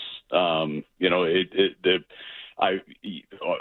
the end of my second year in the NHL now, and like you start to know the players almost by sight. Some of them, especially the more important players, where you almost don't even need to see their number. You can tell who it is. Just subconsciously, I think you pick up on some things. And the good thing about the job, that I have is I'm only learning one new team every night, right? It's not, when Ian Eagle does a game, he's seeing teams, I would imagine oftentimes both teams for the first time. And that's a difficult position to be in. A lot more difficult than, say tonight, it's like, okay, we're going to see a bunch of new faces for the Florida Panthers, but about half their roster, we just saw about a month ago. So, that's kind of still in your head from the last time that they played, and you catch up on the rest. And it's you see numbers, you see, even up where we are, oftentimes you can see names on the backs of jerseys and read them, and you just kind of through practice, it just becomes almost second nature, being able to pick guys out. Are you surprised at all, because you might not be at all, that Florida just said, screw it, we're not in the playoffs, we're just taking it. How many guys have they taken out for the rest of the season? Well, that depends on, so they had a couple more injuries the other night. So, I mean, it's like they're up to like 11 regulars out of their lineup, I think, something like that.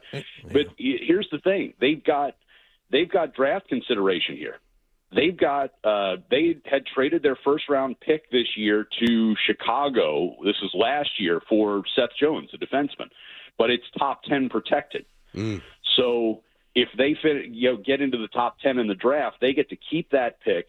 Chicago gets next year's first round pick. The Bruins are supposed to have next year's first round pick from the Marchand trade. That will bump back to 2028. So they've got a consideration here to make sure to tank down the stretch, because they get to keep that top 10 pick. Otherwise, they won't have a first round pick in the next couple of drafts. So you want the Bruins to lose tonight, is what you're saying?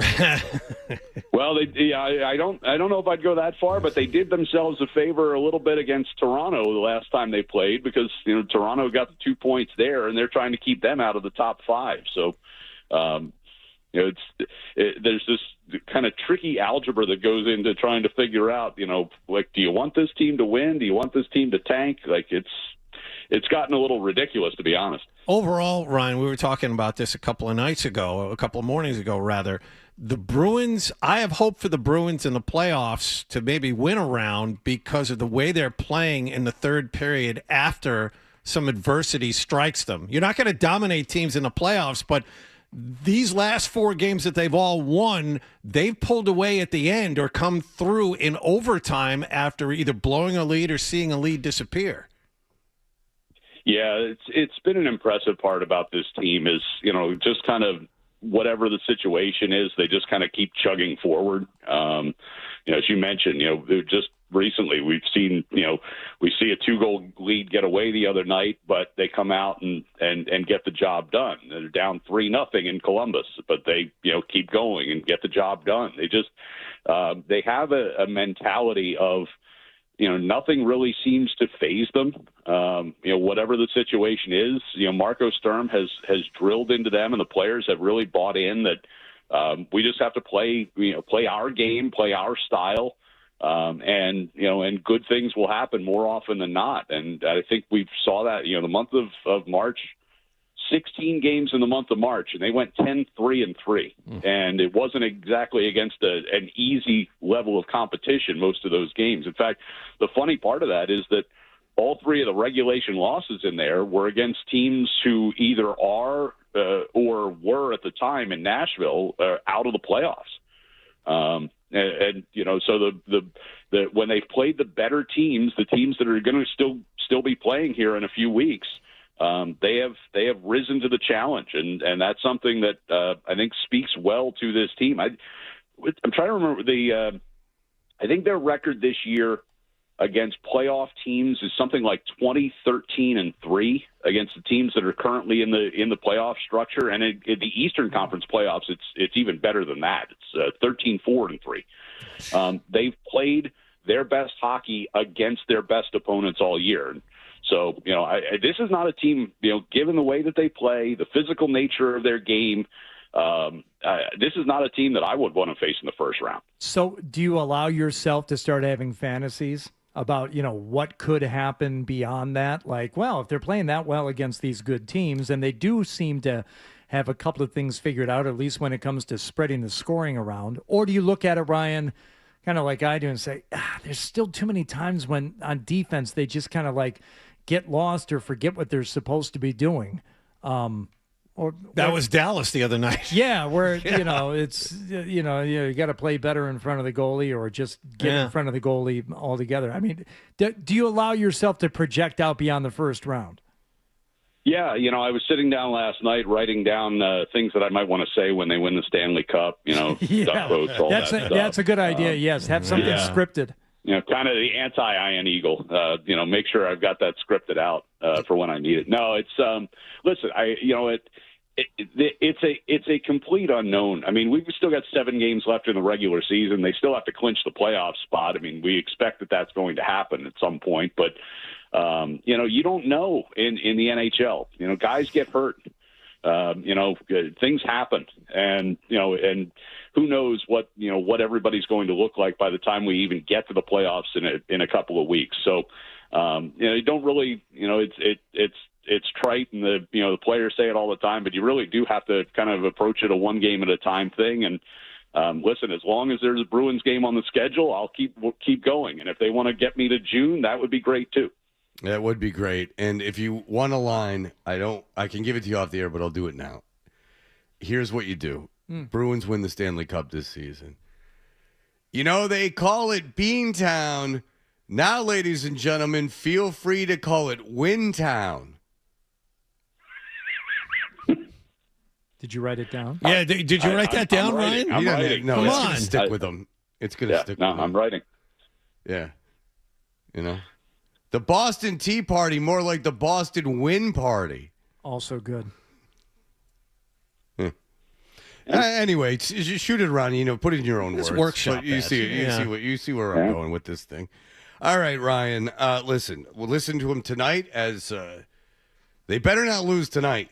That's all the games that they've had to plow through over the last couple of weeks, they finally have what appears to be a layup. Well, you're playing tonight. in the AHL team. I mean, you are. If they're not playing 11 regulars, that just mathematically means that you are playing people that have been called up from the AHL. Unless there's some other method I'm unfamiliar with, that's what you're doing. There's a lot of guys on this roster that you have never heard of for the Florida Panthers. So have fun with that. Have fun with that tonight. It's going to be. Well, they were still adding guys last night. It's like I was working on doing some work yesterday on the way in, and then I got back to the hotel after dinner last night. Opened up my computer. It's like, there's 2 new guys up because they had 2 more injuries. So. We'll see. We'll see after morning skate what their lineup actually looks like tonight. But it's there's a lot of guys who have spent some time in the AHL this year. All right, so 6:30 pregame, 7 o'clock face off. Thank you, Ryan. Great job, and look forward to hearing you tonight. Have a good day, guys. All right, take it easy. There you go. The great Ryan Johnston. We'll be back. It's an award-winning email segment that no one else ever thought of.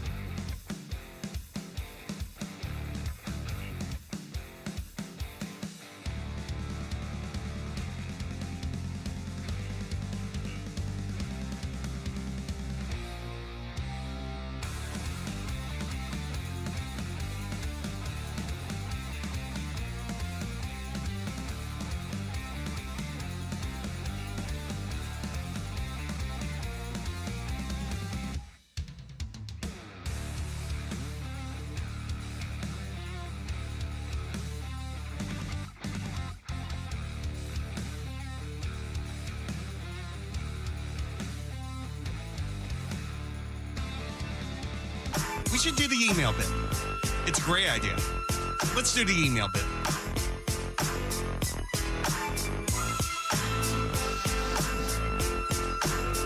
All right. We are Toucher and Hardy, and John is getting a lot of crap, apparently, which I want to hear about. But listen, if you are getting crap from your insurance companies, Wow. you know, that's what you get when you sponsor a segment, bitches.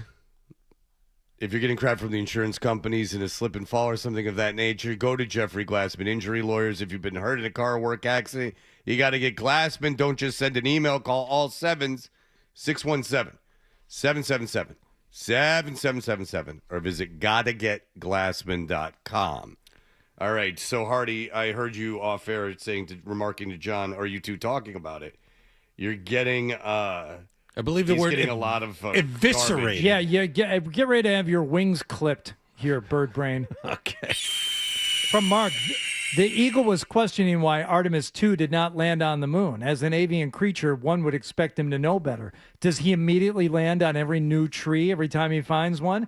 Or does he do an exploratory flyby first to make sure the coast is cleared? It's truly amazing he has survived this long. Well, I mean, dumb bird. We've landed on the moon before. This isn't foreign territory. It's happened already. These guys we haven't. don't own it. Oh, I see. It is by nature foreign territory. I see. It belongs to the cosmos. The moon mission was a test flight, you idiot Waldick.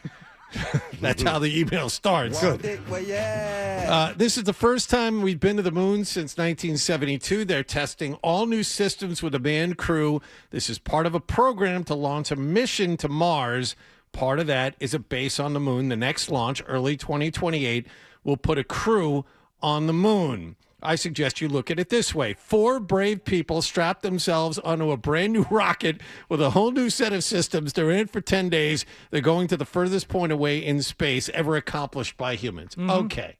Okay. Well, I guess I just hate America at this point. Kind of. Yeah. Well, it's just your lack of imagination or curiosity that's really the sticking point for most people, I would imagine. Don't care. Land already. Yeah. What's the point? Brain dead. No curiosity. Boring. Oh. No, I'm kidding. All right, this I'm reading. It's from Jeremy, who emails us all the time. Sometimes I don't want to read people who email all the time, although I appreciate it just because it's the same people. But I have always been interested in Dead Poets Society. Hardy brought it up earlier. Dead Poets Society was meant to split the world between the natural. I've somehow figured this might be ChatGPT, but the Dead Poets Society was meant to split the world between the natural wilds and the structure of school. The teacher is explaining that rules are nothing without the passion of art and poetry. The cave is meant to represent this primitive, wild nature of the world rather than the clean, orderly classroom. I haven't seen the new Wuthering Heights. See, I just thought they were hanging out in the cave and jerking off. No, I don't. I don't think that was allowed. Well, that's why they went to the cave. What's the cave? You know, there's some nudie mags. I got a Sears catalog in here. I think the movie would have ended a lot differently if that was the case. That's Porky, the original script from Porky's. I haven't seen the new Wuthering Heights movie. I have. But the book had the same parallel with the kids leaving through the windows to play in the wild at night to escape their structured world. All I know about the Wuthering Heights movies, there's no boobies. Not one to be seen. Let alone full frontal. What's the point? Yeah. Also, the kid didn't hang himself. He shot himself with his dad's gun, which woke his dad from the sleep. I just think that speaks of my own mental health that I didn't recall how he... Yeah, once he's already taken home. Yeah. You're going to Harvard and you're going to be a doctor. You're thinking of Brooks from the Shawshank who hung himself. I mean, there's many things where people hung themselves. Richard hung himself. Anybody? Adam, you don't even know punk rock music. Go ahead. Hardy. What a swinging guy. Oh, you don't even know the song. This from Sean. Hardy. He keeps turning on his mic and turning it off. My brain was going to the guy when you said hang. My brain immediately went to the guy from the character from Mad Men, and I'm trying to. You don't know the song? Richard hung himself. Richard hung himself. Vaguely. The song just know the other day. Yeah. Heading to the practice round of the Masters on Tuesday. Don't know much about golf or the scene. What are some easy ways to socially signal? Will not be black. That I know what's Is a good up? start.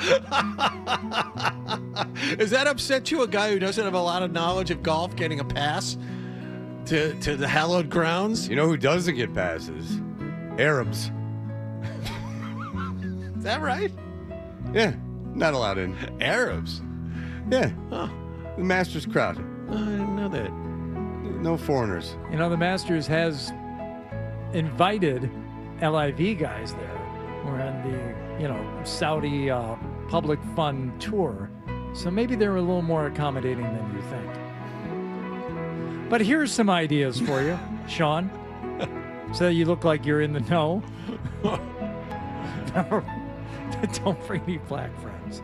They don't like that. That's Fred's suggestion.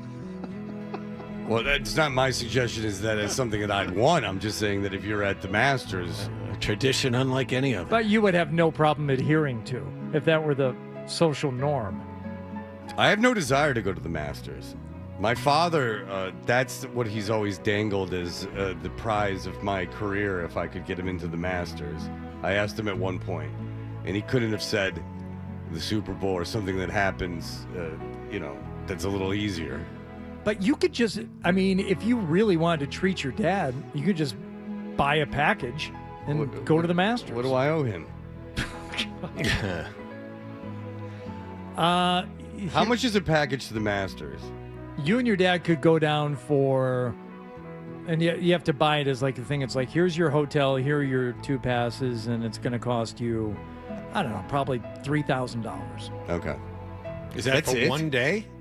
Or Yeah, it might be a practice round. Yeah. Oh no! To go to I wouldn't want to go to a part. I'm not going anyway. But if I wanted to go to one of the 4 rounds of the Masters.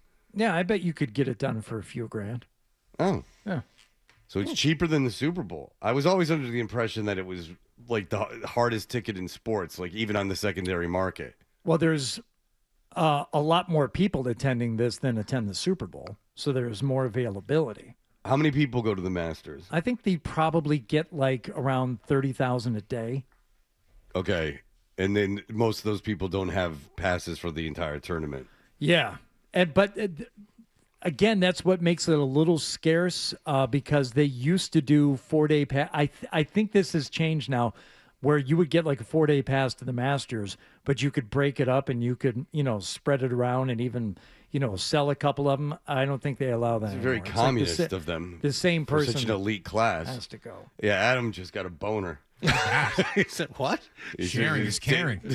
Wow. First thing you should do. Trickle it down here, baby. Just based on my one experience there, the first thing you do is hit up that Arby's across the street. Mm-hmm. And you just sit in the parking lot. You eat your beef and cheddar, your curly fries, and your Mountain Dew, and you stare across the street at the one entrance that you can kind of see from your vantage point and just kind of get the lay of the land. Decide how you're going to enter the hallowed grounds of Augusta National the next day. That is what's hard. The point Hardy's making is the most fascinating thing about the Masters is here it is, this ultra exclusive, beatific. I mean, it really is beautiful, beatific area in the middle of one of the worst cities, and not worst cities like Detroit in the 80s. Just a city that's never been good. It's never going to be good. It looks like the town in Sling Blade. Yeah. A little more developed than that, but when you're driving, when we were leaving the Masters the one day I went there, this back road that kind of takes you out, you're still on property. It is adjacent to a supermarket parking lot. It's right there. So I lived in Atlanta for 8 years. My parents had been in East Tennessee. So we're talking about East Tennessee is not New York City. They've been in East Tennessee for over 20 years. I don't know how Augusta's a city. How on a map that the lettering of Augusta would be any bigger than Valdosta or any other random city. I don't know how it has an airport. I don't know what was the manufacturing or whatever was happening there. I imagine it, and this is not on the same thing of being exclusive. I'd imagine it was some kind of agricultural thing, like cotton or something, right? Is what you got to think that Augusta was. I'm saying this practically. I'm not making a joke. It's the third most populous city in Georgia. Next to Atlanta and Macon, right? But that's not saying a lot. It's not saying much at all. It's weird. Macon, I know. Macon is south of 600,000 people. It's what is Boston? Like the actual city of Boston is only like 7 or something. So my point remains. I wasn't challenging the amount of people there. I just don't know why it's challenging. What's the why challenge? is it a city? There's nothing geographically important about it. There's nothing. It must have been like a hub of some kind of textile situation. During the American Civil War, it housed the principal Confederate powder works. Of course. The bathrooms. The powder rooms. That's where Ulysses S. Grant used to go pee. Oh, we're switching now? No. Okay. Boston population, 680 grand. So There's no way Augusta has more people living in it than Boston, the city of Boston. There's no way the city of Augusta, unless the city of Augusta is 50 miles by 100 miles. Says Augusta, Georgia's population is 200,000. That seems That's high. a quick Google check here. Well, I would assume that you had gone to the Hall of Records in Augusta to check it out for yourself, to see it with your own eyes. So Boston, 3 times as large. I find that hard to believe. Oh yeah. The metro area is the 600,000. Right. I mean, it's ludicrous that there's maybe 50,000 or under living in the walls of Augusta. But I'm surprised it's so tied to the Confederacy. The town. Yeah. Why is this a town? Oh, it's where the Confederates hung out. That's right. It's where they made the gunpowder for the Rebs. It's shocking that was it. Man. Because you know why Atlanta's a city and this is true. It's where because there's no body of water. There's no real reason. That's where the railroad ended. Oh, like when they were building the railroad, it ended in Atlanta, and that's why it became like a city. Oh. Okay. And so I guess like southern operations would leave from Atlanta to go north and west. So that's the explanation for that. Because if you go to Boston's obviously on the water, Detroit's on the Great Lakes. Usually major cities, Los Angeles, like are by a waterway. Even like Cleveland, Buffalo, like there's these waterways by them. There's some geographical reason for it. Atlanta, there's nothing. It's just in the middle of nowhere, and apparently it's where the railroad stopped. Kaboom. Thank you. And so if you were going to college today, maybe just turn around because you already learned your lesson. Whatever professor's going to tell you is going to make you shoot yourself with your dad's gun anyway. Kaboom! No, the professor didn't make him shoot himself. It was his father. It was Marianne. All right, very good. We will be back in just a moment to finally end everything. Essential.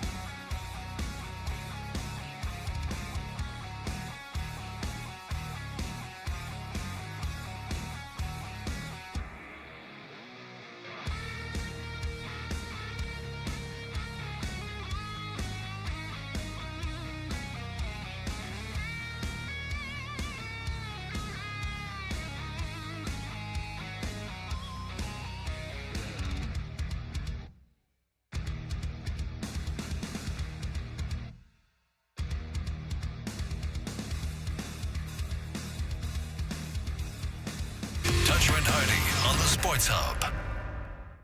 We know what you're thinking. What could I possibly have missed from the show? It's time for The Stack on Toucher and Foxborough forever, and a photo of himself with the caption, "Alert, Patriots signing Julian Edelman." April Fools. Now, he didn't say it. He caught some people off guard, but well, he really, it was real gotcha. Real gotcha. No You one's fool. ever tried harder for at least less results. By the way, in real news, not April Fools, Kirk Cousins is signed with the Raiders. Thereby, that means Mendoza obviously is not going to start at least the beginning of the season for the Raiders, because there had to have been some sort of promise, because the Raiders are a bad team with very little hope of being better. Everything about them being good next year infuriates me, because it's just nonsense. Because they got a center, like all of a sudden they're going to turn around from the worst team in football. Someone's going to snap the ball, yeah. Well, the Patriots did it. Yeah. The Patriots did it. The Patriots, it wasn't because they got a center. I mean, it's ludicrous what they're talking about. Well, they got a coach really and a quarterback, and same thing with them. They're getting a coach and a quarterback. Right. There you go. They have a guy who's proved to be thus far incompetent running that organization. Taking over from a very competent man in Mark Davis, who just, I mean, can you imagine Brady getting into that van to talk to him?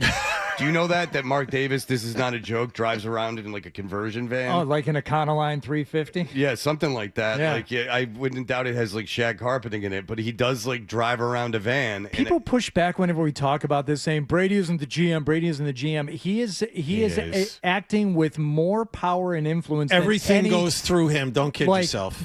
He doesn't even have 5% of that team, does he? I thought it was 10, but what do I know? No, it's not. He doesn't have 10. Wait a second. Who's pushing back?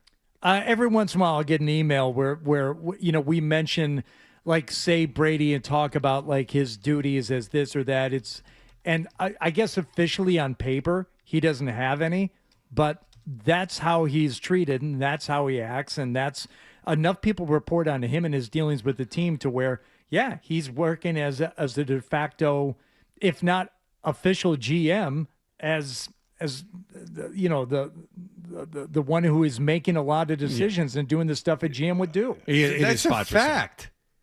Like it's a fact that he's making these decisions. He was brought into the operation to make decisions. Right. I mean, we have on people that cover the NFL all the time, and I don't know what there's to push back about. There's a lot of danger, and you were right, Hardy. It is 5%, not 10. Right now, Brady is able to lure people to the organization because, hey, Tom Brady's there. Let's go. The guy's a proven winner. However, if he keeps going the way he's going, and remember, his first hire as the head coach was Pete Carroll, which didn't last, which wasn't very good. But now he's forced the organization to spend all this money. If he keeps this up in a year or two, it's like we can't go to the Raiders because Tom Brady's there. You know what I'm saying? Mm-hmm. I mean, there's a shelf life for this, and it's not very long. Well, the reason they brought in Pete Carroll, you'll recall, was because we would be like, why'd they hire like an older guy to come in? You know, he's not going to be able to be there very long. And they're like, what, Pete Carroll? I don't remember who told it, but I remember exactly what it was. Pete Carroll brings in instant stability. Like, Pete Carroll is in there to set things up to succeed in the future. Like, sure, he might only be there like 3 years, but he will get things in place for the next guy. Like, get the system in place? Like make it a professional organization. Like, Pete Carroll comes in, like, he brings in a coaching tree. He brings in like an attitude, a way of doing business that he could then hand off. That was the way it was described to us. And that, without any kind of hesitation, was an abject failure, because it's even more of a failure than like hiring some guy that you just fire after a year. It's because you knew you weren't going to have him for a long time. You brought him in specifically just to normalize things a little bit, not even necessarily to win, and you couldn't even pull that off. Like, the expectations for him were so low, and he couldn't even do that. Right, he couldn't even meet those. So anyone who pushes back about Brady, that's That's not us theorizing. That's just That's what's been happening. That's what's been happening. Yep. Meanwhile, remember Mark Cuban saying years ago that the pigs get fat and hogs get slaughtered and the NFL is getting hoggy? Mm-hmm. Jerry Jones pushed back. He said, when the ducks quack, feed them. And we have that demand for our games because of our hard work and our great players. We have great demand. We should address it, respond to it, feed it. So he is saying, no, your farm metaphor is not completely off. You keep it on the farm, but it's not about hogs and pigs. It's about ducks, and they're quacking. These billionaires are so folksy. I love it. Yes. All right. I love how folksy they get. When the glory hole's empty, you stuff it. That's what you do. But on the other hand, be careful, because it's not the farmer's daughter. It's a milking machine. And it don't stop till it gets filled. All right. There's no reasoning with it. There's 3 holes in this barn. One is the farmer's beautiful wife. The second is the This farmer's was the beautiful original daughter. ending to Indiana Jones and the Last Crusade. It wasn't right. But now you're Willie. Put your Willie in the 3rd hole. It's a milking machine. Choose wisely. And it does not stop until it is got 10 gallons. So you're in for it. All right, that'll do it for